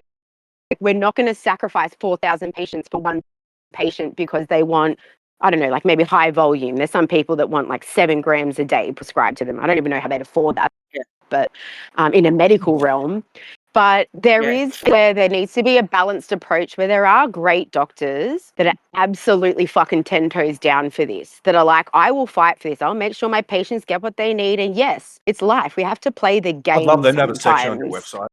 I'd love What's this, the accessibility. I'd love for them to be so. I'd love to hear from. That's what I'm sort of saying. This is the bridge. So I didn't know that there were people willing, doctors that were on our side, because my experiences were different. So if people like myself that aren't necessarily high risk but have very niche needs and very different, requirements than someone with, say, back pains and whatnot. These doctors that have the know-how and have the know-how in the psychological part, the medical part, the physical part, as well as the cannabis part and that part. I'd love if we could sort of streamline from the legacy part to the medical part and anywhere in between the access to people like that, and cancel out all the greedy and the people that aren't out to help. That would be perfect. 100%. And you know what? I've got 2 doctors that are like, what you do is amazing, and I love that you do this for the people. We'd love to back you. And I was like, well, fuck, don't give me any money because people will come for me. But there are genuinely like doctors out not if here you're- that want to like create this trade. Like that was a bit top level, but if you're very like, you're being transparent about it now, and this is why this platform is great. I think, we wouldn't, if this thing you go through with the not-for-profit, if doctors were one of them, if they are doctors that the community has reached out to and they have a reputation with the community, we go to them because they help us when no other doctor would. I don't think people would have an issue with that. It would just need to be transparent, and people, I think that's a lot of where it comes from. Yeah, transparent. Like this is what I mean. I'll jump on any podcast, I'll talk to anyone, I'll put whatever out there, because transparency and authenticity, I don't need to fake anything then. I don't need to you know what I mean? So that's where that would then roll into any project that I do. And transparency is so important. And I just think that, it doesn't exist You do have more yet. reach So in the we legal need. world than you thought. What's that, sorry? We don't have that. You do have more reach in the legal part of things. See, that's an access that we don't have. Yeah, We I don't just have put doctors myself. reaching out to us. But So you know what? to help us bridge that gap is perfect. Yeah, and that didn't happen because I was in a clinic. That happened because any extra money that I saved outside of, all my expenses as a family was to buy a ticket to go to the conferences, to be in the rooms with the people, to sit down with the doctors. Are we allowed access to the Literally, conferences? yeah, 100%. That's what I mean. Excellent. A You are big list allowed of them to would be be perfect. there. There's no transparency from their side of things either. That's what I mean. Something where we can see, okay, this is where all the doctors and all the people making the decision have to answer to us, but they're very good at hiding it from the public view or the public eye, or And do you Have know their why little that circles is? that This they is like what to attend, because then they get the results they want. But I think it really, and look, Tink, you sound like you've got a bit of medical background, perhaps, from what I can tell. Maybe, is that right in saying nursing or? No, love. I actually have okay. my corporate is child protection, so She's just that's a what I plant healer. Beautiful.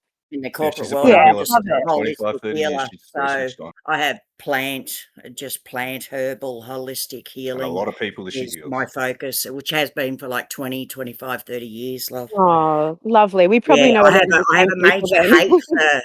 hate for pharmaceuticals and Yeah. medical. I've All had right. a history with mental health and a family Mm, with mental health challenges, so I mm, know the system. I know how yep. to get in there and make change. I know how bad Love it it. is. I know how Yeah.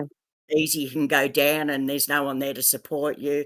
I am Mm, such an advocate for education and conversation and access to, what we need to be able to, empower ourselves to be able to yeah. manage our own healthcare is my ultimate, goal. You sound like you're Mm, opening up these airways and you've been given access to places that just keep collaborating with the different experiences you've had, and it becomes a mm, really balanced view of a whole different lot of areas, which is just so mm. welcoming knowledge wise. So I'm grateful No, for that because I work better.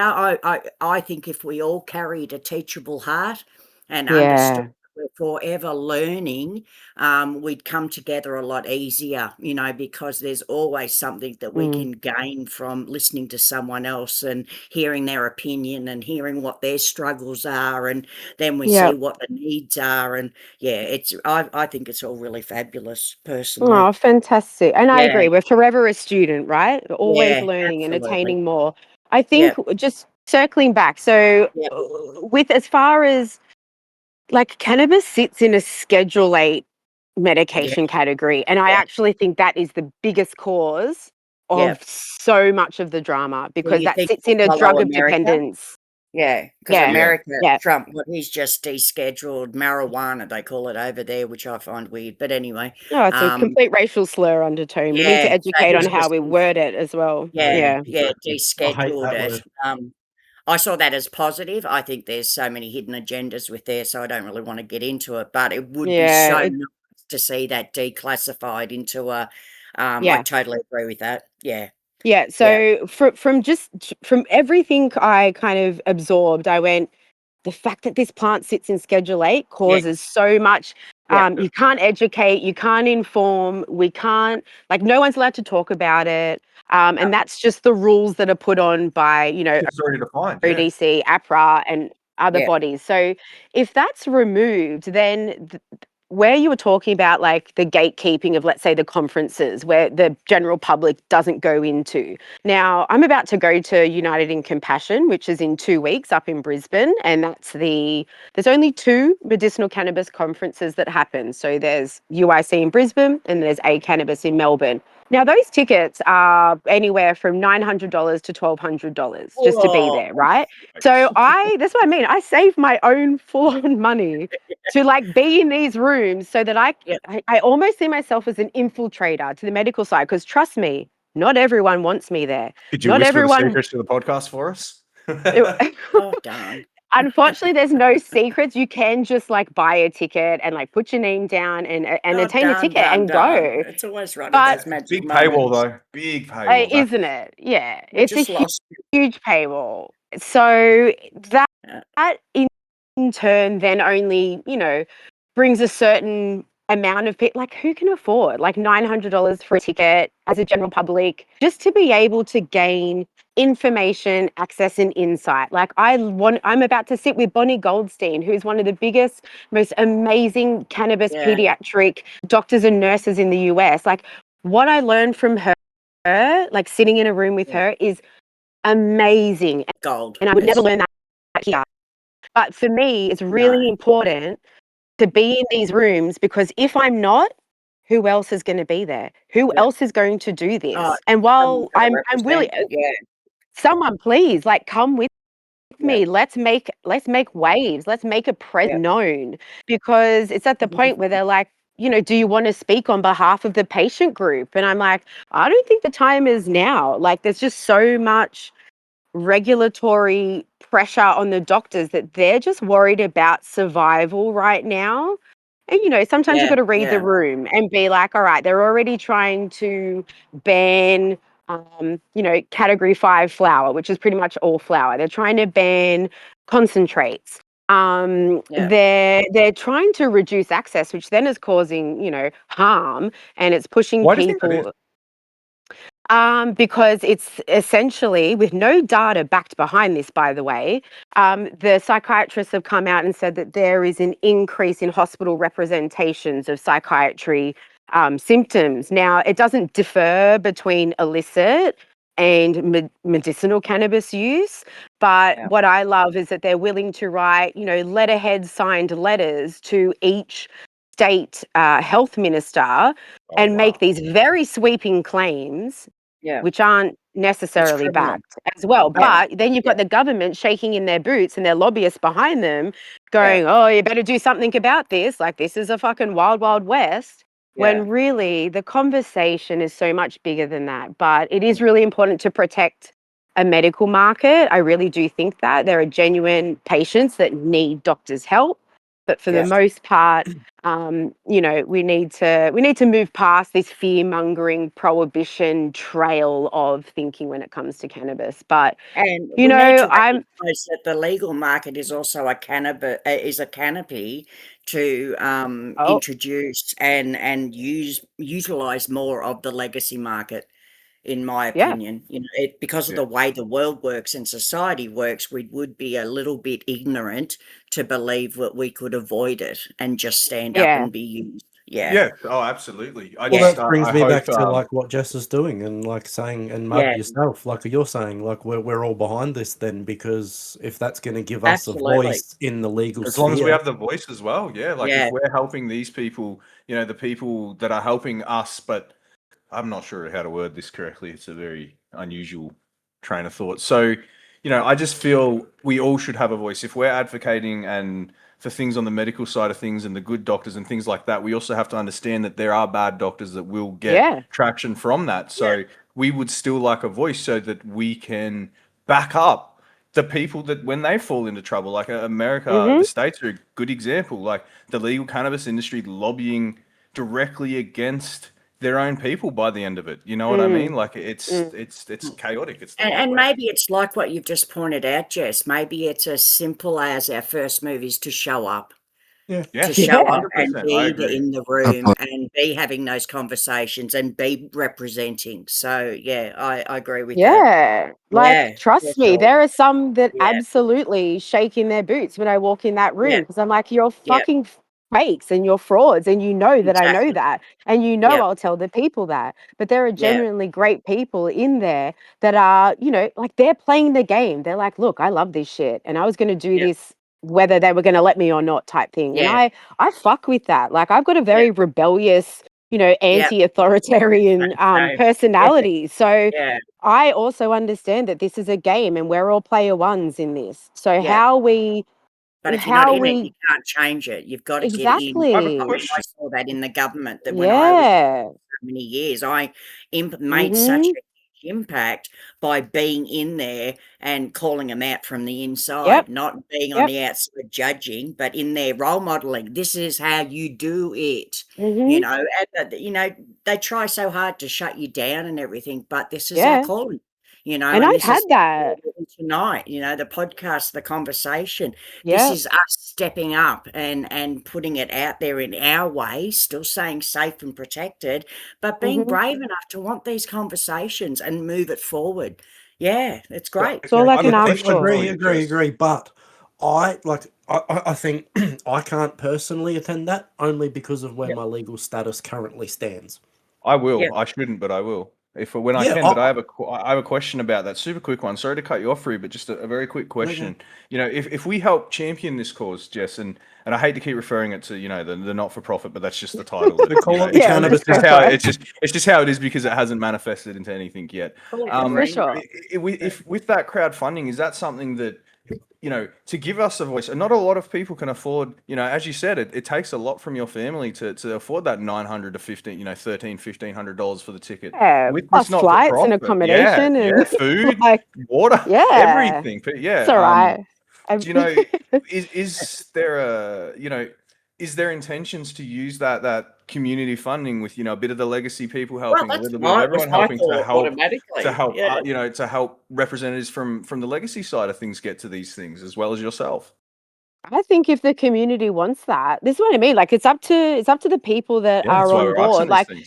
if you are like, we want someone in the room that has the voice and the experience and the connections, and part of that is that, you know, a ticket to a conference, Yeah.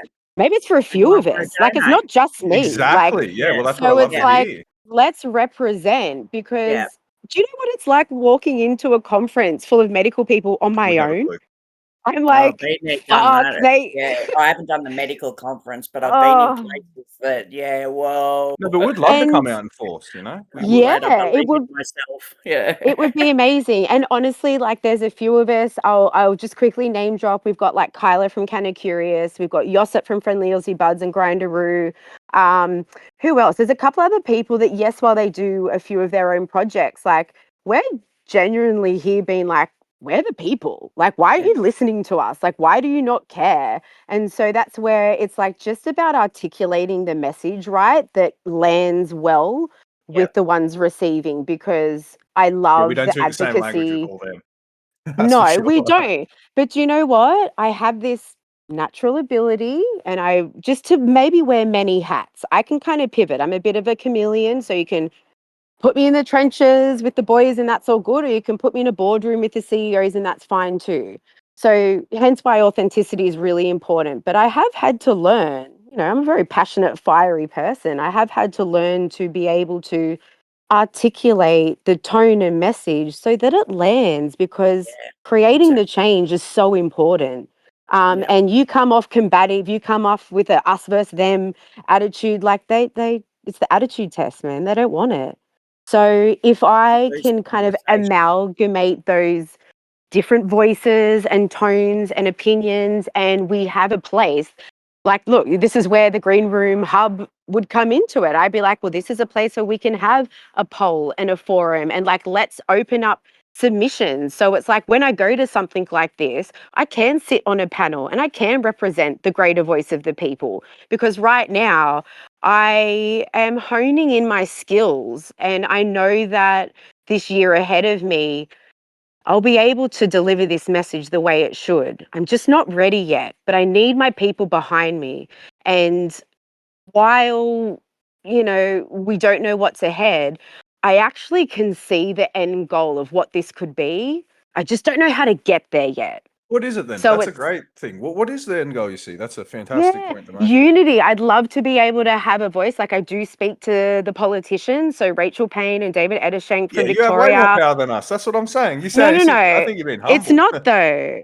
Oh, look, I appreciate it, but like, no one's gifted on a silver platter. I've gone out and I've like fucking bulldogged it. I've been like, hey, Jeremy, like, let's talk. Like, I've actively put myself in situations that are Of kind course, of yeah. uncomfortable, but like, I don't know. It's just God's gift to me. I've been able to do it, and I will sure continue to do it while I can. Yeah. So it's not that like I've been given extra privilege. It's just that Oh no, I don't I know. wasn't trying to imply that. I Just was playing more your like part, love. That's what it you've got a sounds like to better me.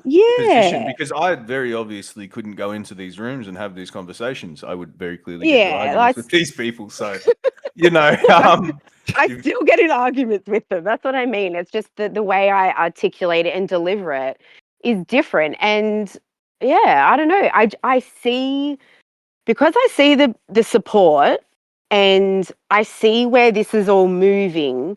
I just want to be part of the early adopters that can create change. I've martyred myself for like 10 plus years, and it's not going to change until I see, you know, the end goal, right? Is getting community together, access to the plant, forms of decriminalization, and legalization, access to better community doctors as co-op. well. Yeah, The access, better because you doctors is know huge. what? It would actually, legalization would probably cut the fat. Like, it'd cut Yes. the doctors that Yeah. aren't doing the right thing, that are just there in those really high Yeah. scripting telehealth clinics that are just there. Like, they're Yeah. getting paid minimum $500 an hour. Yeah. Wow. That's not Yeah, even they can on afford top those of, conferences. Wow. yeah, Yeah. yeah, they can. That- That's where they're like, oh shit, where's this girl come from again? Like, why is she still here? And I'm like, I'm not backing down. And you know what I'd love to do, which I will be doing with a very small select legacy crew in Brisbane. Like, they might not go to the conferences, but we're sure as fuck going to meet up and have a consumption event on a rooftop at my hotel. Like, I'm going to get the people together because I'm like, this is what needs to happen. You don't need to be in those rooms, but we do need to come together. Yeah. So, I agree. you know, it's a bit of column A, bit of column B, Well, that's but good because that's exactly what I'm talking about. You're connecting the Mm. medical and then the legacy and then everything in between, even if it's not directly at that conference. You know, yeah, that's still yeah. connecting the dots that is Well, just like, not there for us otherwise. well, look, we did it in August in Melbourne. So lots of people didn't go to the A Cannabis conference, and like that's a bit of a fucking stiff event, to be honest. The Brisbane one's way more funner because Queensland just has a better vibe. But not to rag on anyone from Victoria or Go Melbourne. for it, love Queensland 'em. on top. But I got the community together. We had a couple of legal brands that were like, hey, we've got a dispensary that's into us, you know, bringing in our pucks, bringing in our vaporizers. We couldn't smoke inside, so no combustion inside. You had to go outside. But I Yep. don't know if you guys saw that video from Can Life Dispensary Yep. where it was like some of the biggest trappers and growers in Victoria were there having dabs, like the people that would never show up and put a face to a name. Obviously, everyone was, you I'd know, love to have that for community, for autonomous. everyday people. That'd be But incredible. Just it was literally, you could walk on in as Really? long as you like, you know, popped your name down so we could just make sure who was in the room. But, And or that's always what was the fair, absolutely. verification? Yeah, it was just, you had to register just so they knew who was coming through and at what time. But like, I walked in, literally, you've got some of the best culture brands in the medical market helping facilitate this with pharmacists and dispense techs that want this for the community. We had like, it was like $30,000+ worth of like functional glass art there. We were having like 3-meter long volcano bags. Like we had a DJ going. Like it was so cool. It ran for 3 hours. People just came and left, and we just vibed. And obviously, I'm in New South Wales, so I got to link up in person with some of my favorite Melbourne and Victorian growers, trappers, brands. Like there was 2 doctors went there. Like there are still doctors that want to get in on the community events too. So it's just really beautiful. Do they And come as that was doctors or as them? That's an interesting no, one. they came as Everyday people, not as Dr. everyday So-and-so. people Okay. Public. as And you Yeah. wouldn't as know them if you didn't know them, civilians. huh? Yeah, civilian. Exactly. Okay. That's what I mean. We've got some of the Oh, it's biggest trappers that exciting. were there Yeah. that like no one knew who they were Yeah. because they obviously stay in the shadows. But it was so sick to like slap up with them and have a dab and look at like all the different there was black market extracts, like Yeah. pucks there.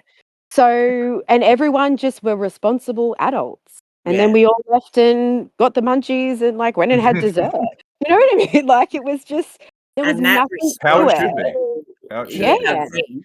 event, is what we want to We would love like, to, yeah. But we don't, yeah. multiply and put out and show that this can be, gatherings that we are responsible But gatherings. we Yeah. also don't have the doors Yeah. open to places like that. Like I Yeah. don't That think costs I could money. walk into Yeah. somewhere like that and ask we could as a community, the WRC and the Terpene Table, and ask to host an event like that. So, I'd love Yeah. to in the future collaborate something like that. Sure.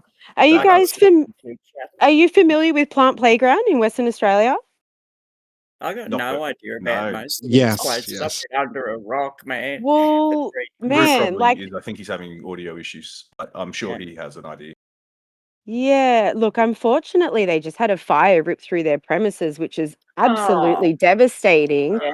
But they're 2 girls, 2 beautiful ladies that created. It's essentially you walk in. It's a beautiful space, an industrial area. There's like a coffee shop. You can get kombucha. They have little Wow. pop-up markets inside. There's a hydro Yep. section, and every Yep. Wednesday they do a medication consumption event for patients. And So you and can that's go there. okay. Yeah, I've been there a couple of times, and Yeah, like I they're great. went to like Shadow's gig there in November, and then I was there a couple of months before for like the shared cultivation hub that's being run by Vitaponics Nutrients. It was their investor night, and it was so cool to just like obviously like be in a hydro store, be with the people, have like a tea or coffee or a cocktail or whatever, and then go out the back and have some dabs. Like obviously Empirical Glass is over in Western Australia, so he was doing like live glass blowing. There was a food truck, like, and Yeah. then I just got to have some of the best rosin, like hash rosin I've ever had in my life. Plus I got to use ball vapes and like attach I'm still fucking yet to try it. vaporize. Like it was amazing. So it's Yeah. definitely happening, and that's where We I'm just need it pretty out much there, I think, more. Yeah, like I'm in this trying, man. part of things. No, I mean, I think Yeah. this is. This I is agree. good. We need to come together because obviously, I don't know about these things, and we need to be able to connect these things. I'm sure many people in our community would love to, go sit down anonymously just because they're having a coffee or something Yeah. and consume medicine. I didn't think it was legal like that. I really didn't It's a understand, the private public consumption. residence. Okay, It's a that makes sense then. private space. Like, you know what I mean? They're allowed to be there. And like to a Nothing wrong as degree, long as we I put don't the send you home with anything. Yeah. well, just take your medical jars with you empty. I don't know. Yeah. No, There's but you always know a what way I'm around it, saying. but Oh yeah. I got to try some of Perth's best flour from the black market. Like it was amazing. Like the growers were there, the legal guys were there. Like that's what I mean. Some of us don't like for some part don't see the great divide. We see the plant. Yeah. Like so it's Yeah. bigger than this. It's bigger than black market versus legal or corporate versus community. Yeah. But this is where for a year I've been in talks with Sasha and Alex that are over there in Plant Playground. Unfortunately, they've just had a fire come through and they only had contents insurance. So, they're going to have to rebuild again. But that was a space that like you can hire out. You can have Yeah. functions there. Like, and it's just Wow. like, Okay. it's really cool. I'm And not gonna It's other places amazing of to like that. model off. That's just please, amazing information to model off. Yeah. yeah, here's the plug. Yeah. Go and search them on Yeah. Instagram, Plant Playground, because I think this is where, once again, let's go back to NFP. Like you guys some of you didn't know about that. Well, you'd know about it if the Greenroom HQ was a thing. Yeah. Exactly right, but that's sort of what Yeah. I was wondering. We didn't know if that's what it was for or whatnot, and that's what we were wondering if that is I, what it is for, and everything you're saying is 100% what's happening. yeah, We're on board with this because, yeah. and even if it gets big enough, even things like you just mentioned, that what they just had happen on that tragedy, if the community could get together behind an NFP, There's a and suddenly, GoFundMe right now. yeah, Yeah. exactly right. Let's So go. things like Yeah. this. Yeah. Yeah, definitely. Yeah. And so this is where it's like, I think for me, look, I know who I am. Like I know my values, I know my faith, I know my true north, but I need to realize that not everyone does. So I Yeah. understand that people are like, oh, what's she about? She's a fucking corporate sellout and blah blah blah. And I'm like, it hurts my feelings a little bit, but I'm also resilient enough to know who I am in my essence. So that's why I really do welcome the conversations and the different opinions. Like you don't do 10 years on a grow shop floor. Like with every type of person you could ever imagine, every type of grower. And we're strange people too. And Like some of us are really weird. yeah. Yes, you there'd be people that I was like the only person they'd spoken to in like 3 months. Like I'm they not come going to comment on that. straight. Exactly. Yeah. And that's, I you have know no comment. what?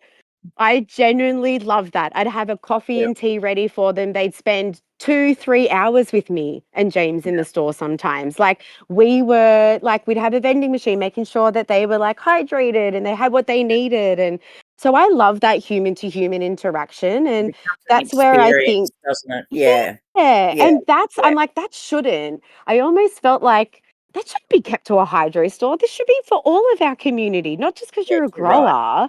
Yeah. Although, Agreed. the growers have a special place in my heart. It's a different category. Like the Mm. growers, like I've grown for, when was I? 18. I'm 35 now, right? I don't actively grow right now because I can't.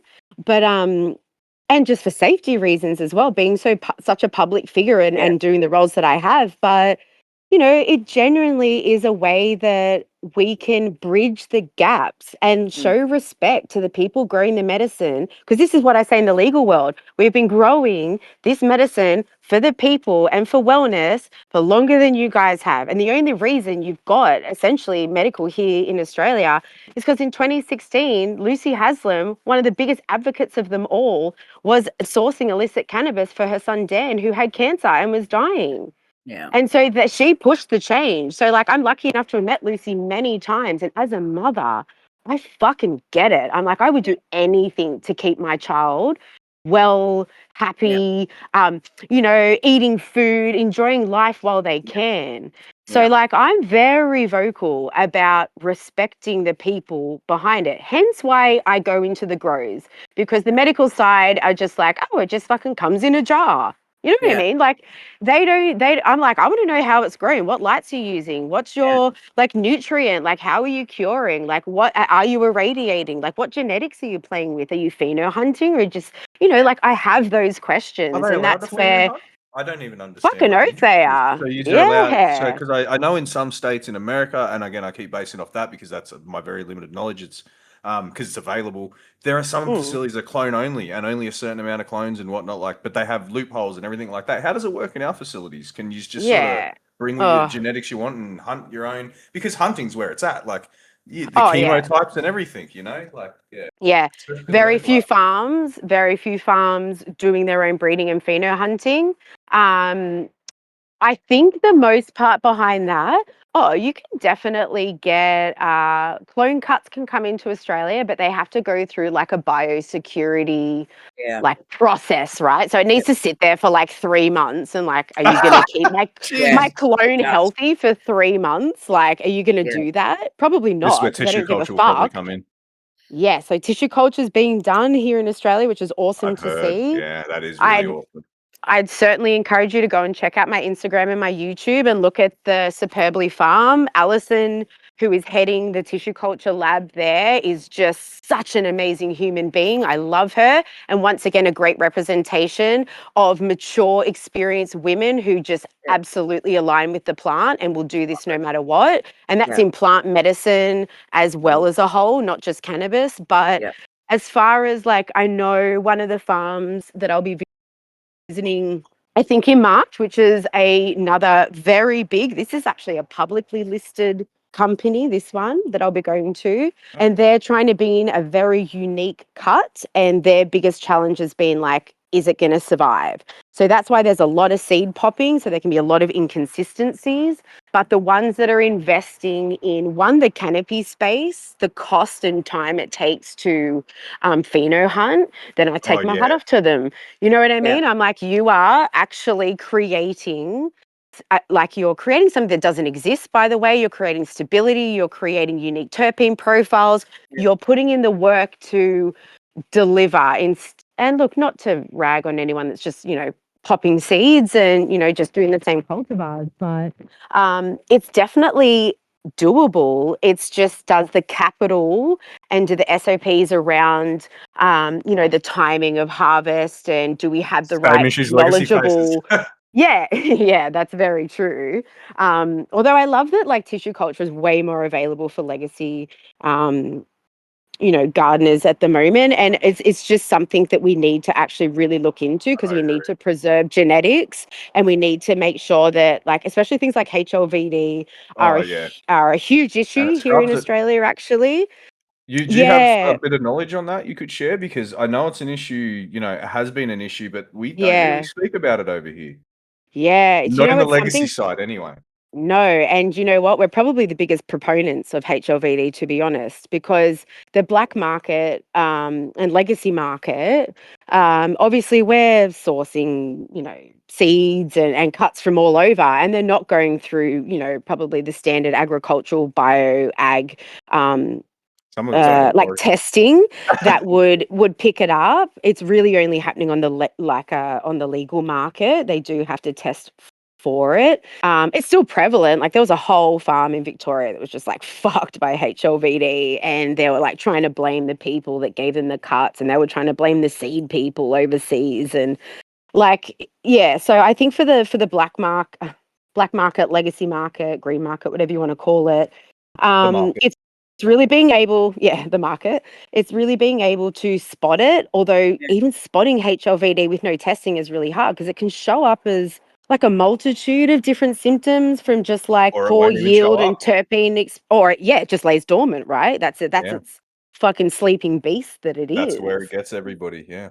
Yeah, and then all of a sudden you've got twisted growth, you've got low yield, you've got sick plants, and you're like, Yeah. fuck, I've done everything right. And that's when you kind of, without, proper testing, you don't know. So there's crops and that I've seen now that, like, obviously as consultants in the hydro world, we'd look at that and be like, this really does make me kind of scratch my head. And when it comes to that, all you can come down to is the genetic health, right, of Yeah. what you started with, because you can do everything the same, but obviously once your genetics start displaying stuff like that, you kind of go, oh, okay, it could be dormant. So it's definitely prevalent. It's definitely out there in both markets, and it's just something that tissue culture, for the most part, will try and preserve as much clean cells as we can, so we can replicate in the future. But it could be another thing that, obviously, there's lots of benefits of legalization, but once access for everyone to grow, we could see a boom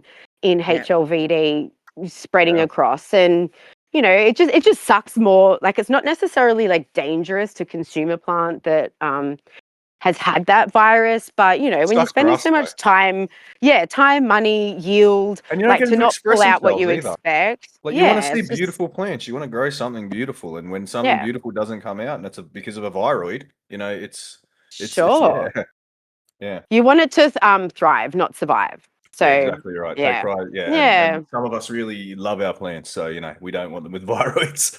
No. And you don't want 100%. to learn at the expense of someone's health either. So that's where it comes, pretty important to have these, some kind of regulation when it comes to the product, Yes. doesn't it? You've got to, that's Yeah. with wisdom. Yeah. Yeah. Yeah. It's Everyone just can and believe in what they're bringing forth, but unless you've got some kind of consistent bottom line, to prove that or approve it, I don't think you've really got like the actual recipient as the priority, and I think it's that person that needs to be the priority, not the person trying to get rid of it. Yeah, yeah. which is Yeah. hard. But yeah, Yeah, because we're all trying to it put is. food on the table.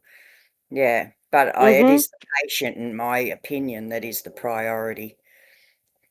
Oh, I live off a conscious operating system, so I'd rather turn down tens of thousands of dollars if it doesn't Yeah, align with my conscious. yeah, Then same. that's just the L's you cop, like, Yeah, being that exactly. way. So Yeah, yeah. yeah. It keeps the blessings available though. So, the It does. bridge. Yeah, yeah, Yeah, I yeah, feel you. yeah. All I right, No, think guys, what I've probably Drew, got about 10 minutes of battery left. Is there any yeah, other I think pressing? Rue's having comm issues. Oh, okay. Yeah, so I guess we covered a lot of things. So yeah, we I have. think Yeah. We could round this off with just like, if you can just like share with the listeners and everything where how they can find the Green Room, Sure. the Green Room HQ, and yeah, that'd be really helpful. Sure. Yeah. So anyone can find me on Instagram at thegreenroom.hq. I do have a personal private page that's more centered around women and mothers in cannabis. So that's Jessica in her bloom as well on Instagram. Unfortunately, TikTok has banned me and restricted, so I'm just It's a leaving that nasty be. world of TikTok. imagine that. It's a nasty world, that one. Yeah. Yeah. Although I'll, Yeah. s- I'm not going to lie, I pushed the boundaries pretty hard with them, and I lasted for as long as I did.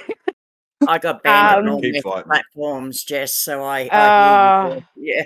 it's very I felt honoured. disheartening. I felt Yeah. honoured, Yeah, if that's how you see it, I'm Yeah. okay with that. Yeah. Yeah. But So so due to that as well, like the kind of suppression of education information and Yep. breaking of stigma on social media platforms, I did have to start moving some of my farm tours and some of the content that has the actual visual imagery of cannabis in it, which they don't Yep. love, onto YouTube Shorts. I'm really behind on maybe we could share uploading. some of it here. Some of Yeah, the for stuff you sure, can't show man. these places. We're not restricted in these ways. We're not afraid. We're not like Yeah. YouTube. We're not scared to show it. So if there's anything like that Yeah. in some of these Australian facilities and whatnot, that'd be awesome. Like I Yeah. don't I speak, so so yeah, Yeah, that'd be great. Pop Yeah, it up yeah, in I so WRC. appreciate Yeah. it. Yeah, I Yeah. do because Yeah. It is really difficult. Like, I just do it for the love of it. That's what I mean. No one pays me to do this. This is genuinely for the love of it. And I want to be able to make it sustainable. And plus, I want to enjoy delivering this to the Yeah. people as well. And if there's more people that can, join on in and we can get the message out there, because I do have stuff on, like, our beautiful Australian organic outdoor, or they're hybrid, but mostly greenhouse, doing tissue culture and the women behind doing it, which is awesome. Like, I actually have noticed that there's a so lot of women in Australia behind the tissue culture and sort of the movement of that sort of Brilliant. thing. Yeah. Oh, yeah, and it just comes down to, I think, just the female articulation. We see details that, it's a broad brush to paint, but we just have this knack as women. I think we have an affinity with the plant as well, and it just seems to have called more women at the moment. But of course, there are amazing men out there doing it as well, and I'm really looking forward to seeing the next site that has their own breeding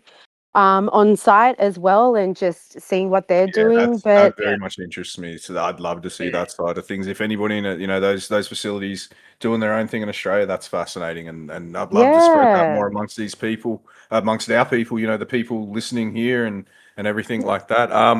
And my next, I have one final question, bit of like sure. one last thing, and it falls into what you just said before.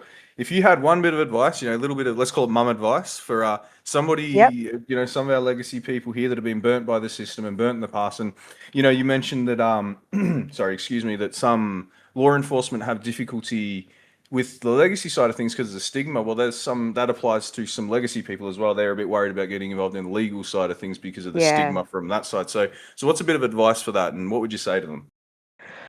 Look, I'll keep it really simple. I like to worry about my 5 kilometer radius first, like act local, think global, or think wider. I just think take the grow into your own hands, doing what you're doing, have a voice if you're willing to do that.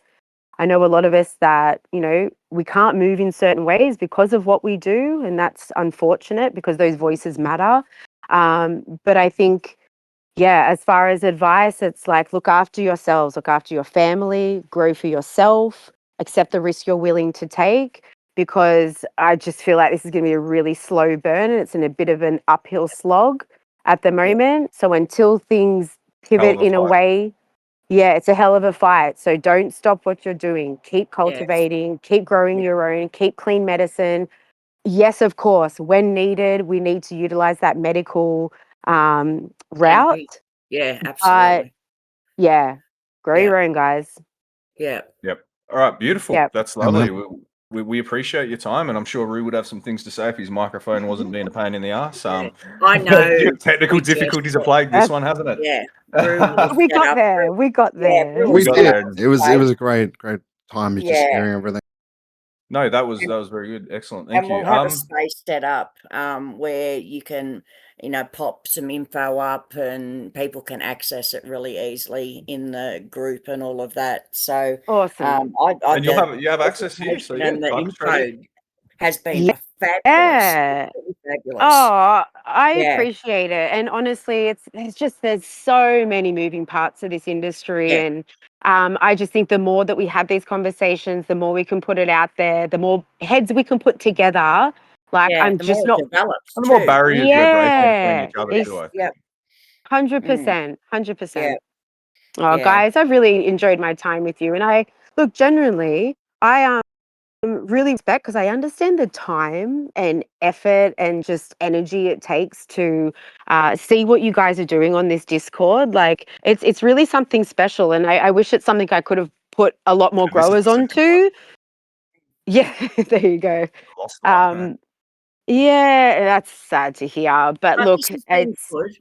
And I hope, even though your audio came out beautifully, mm, that you will consider still coming back and, let's do a oh, regular tap in, because this is Absolutely. Updates of keeping the special cattle everything, for your side. the information Believe that. generated and the updates, and just the fact that, the everyday person can access these things. That to me is the yeah, biggest thing I've got out of tonight. I know it's still money and everything like that. But we're talking about a supportive network that may be able to support this and help people achieve this if they're the right person to play that part. And I just think this is awesome. This is the motivation, that we need to be generating. I think it's great. Yeah. No, I love it. And God Yeah. willing, that's exactly what happens because, Yeah. this is what the green room, I don't even know if I call it the green room. You know what I mean? It's like the green room Yeah. has just such a deep connection with like me and the people that maybe it'd want to be something else. But what we're doing here, this is what I see coming to fruition on a community hub space. And Yeah. how that pans out, I don't know. But as long as it happens, you Yeah. know what I mean? As And I can long as see this events happens, and I can see it's gatherings and I can see so many more connections because we're willing to push for that. It's yeah, become like a united mission. There's got to be somewhere we can yeah. come together and agree on some, moving forward because it really is a collaboration of a whole different aspects and And opinions we and can't fight divided. We viewpoints. cannot fight them divided. No, they No, want us If you guys can divided. hear That's the me, thing. at Can you hear all. me, mate? Yeah. I'd like to say that, Jess, we could probably open up a channel here that could be accessible without any permissions. So anyone could freely, openly see it. All they'd have to do is sign up to Discord. They wouldn't have to go through any Awesome. of the, processes to see anything else that was other than listed in what we could set up as like a channel based around exactly what's been discussed here tonight and giving people Awesome. Cool. open access. Honestly, I Sounds love great. that. That's amazing. Like this isn't tech and online world as much as, I'm on social media. It's like it's a job to me Yeah. in a degree and a service, right? Sounds And I great. don't know how to navigate this. And I've had people come to me being like jump on this Discord and let's do this. But it's all about the right timing. And I really appreciate that offer. And I think there's a lot of value that we could add. And thank you for just creating the space for it. Yeah, no, not a problem. Thank you for for coming in too. Yeah. Yeah, thank you helping so much. us. Yeah. Cool. This is the latest night I've had in a while. Yeah, Well, we end up hopefully with a it's lot been of those. productive for you, though. Yeah. It has. It has. I appreciate it. Hopefully the electricity comes back on soon because it's very hot here where I am. But I hope you all have a lovely rest of your night. Thank you for being kind and cordial and just bringing your true selves. And that's all I could ask for. Same. Right back at you, Jess. Thank you very Yeah. much. Yeah. Amen. It's been nice. Thank you so much, It's Jess. been a delight to get to know you more, Jess. Yeah. Love it. Yeah, it's been Yeah. really lovely. I Yep. can't wait to come back. Yeah. Good. And to everyone All else right, and all guys. our listeners, thank you very much for Yes. listening to the Terpene Table podcast. And we hope you enjoyed that chat we had with Jess. Thanks, And guys. we'd like to see you again. We'll try and make it a bit more regular with Jess as well. So thanks again, everyone, for joining us. Thanks for tuning in. Yeah. Love you. This episode of the Terpene Table is brought to you by Growers Pal. Aussie legends when it comes to keeping your clones safe in transit. If you've ever tried to post a cutting wrapped in wet paper towel and cling wrap, you'll know it's a gamble at best. Growers Pal clone shippers take the guesswork out of it. Purpose built with segmented compartments to keep your genetics snug, and even a little LED light to keep them happy on the road. Whether they're headed up the coast or across the country, you can trust your prize cuts will land fresh, not fried. They're mates of the Roo and they're mates of the Discord, so you know their growers looking out for you, not just trying to sell you something. Head over to growerspal.com.au. That's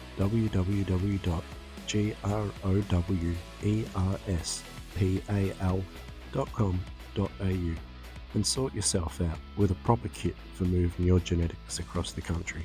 Because good clones deserve a fair dinkum safe ride.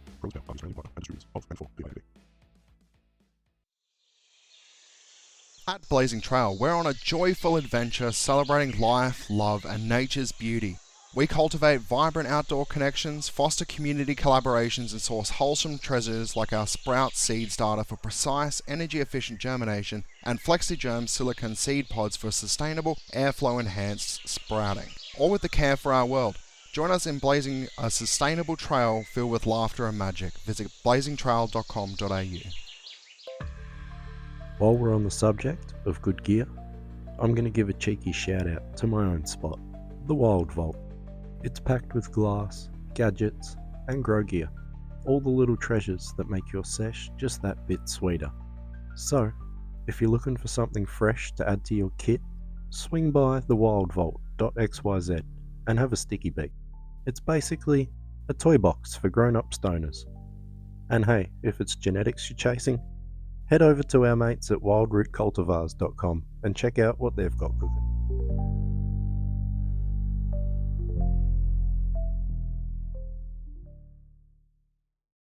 Thanks for tuning in, and we'll catch you next time at the Terpene Table.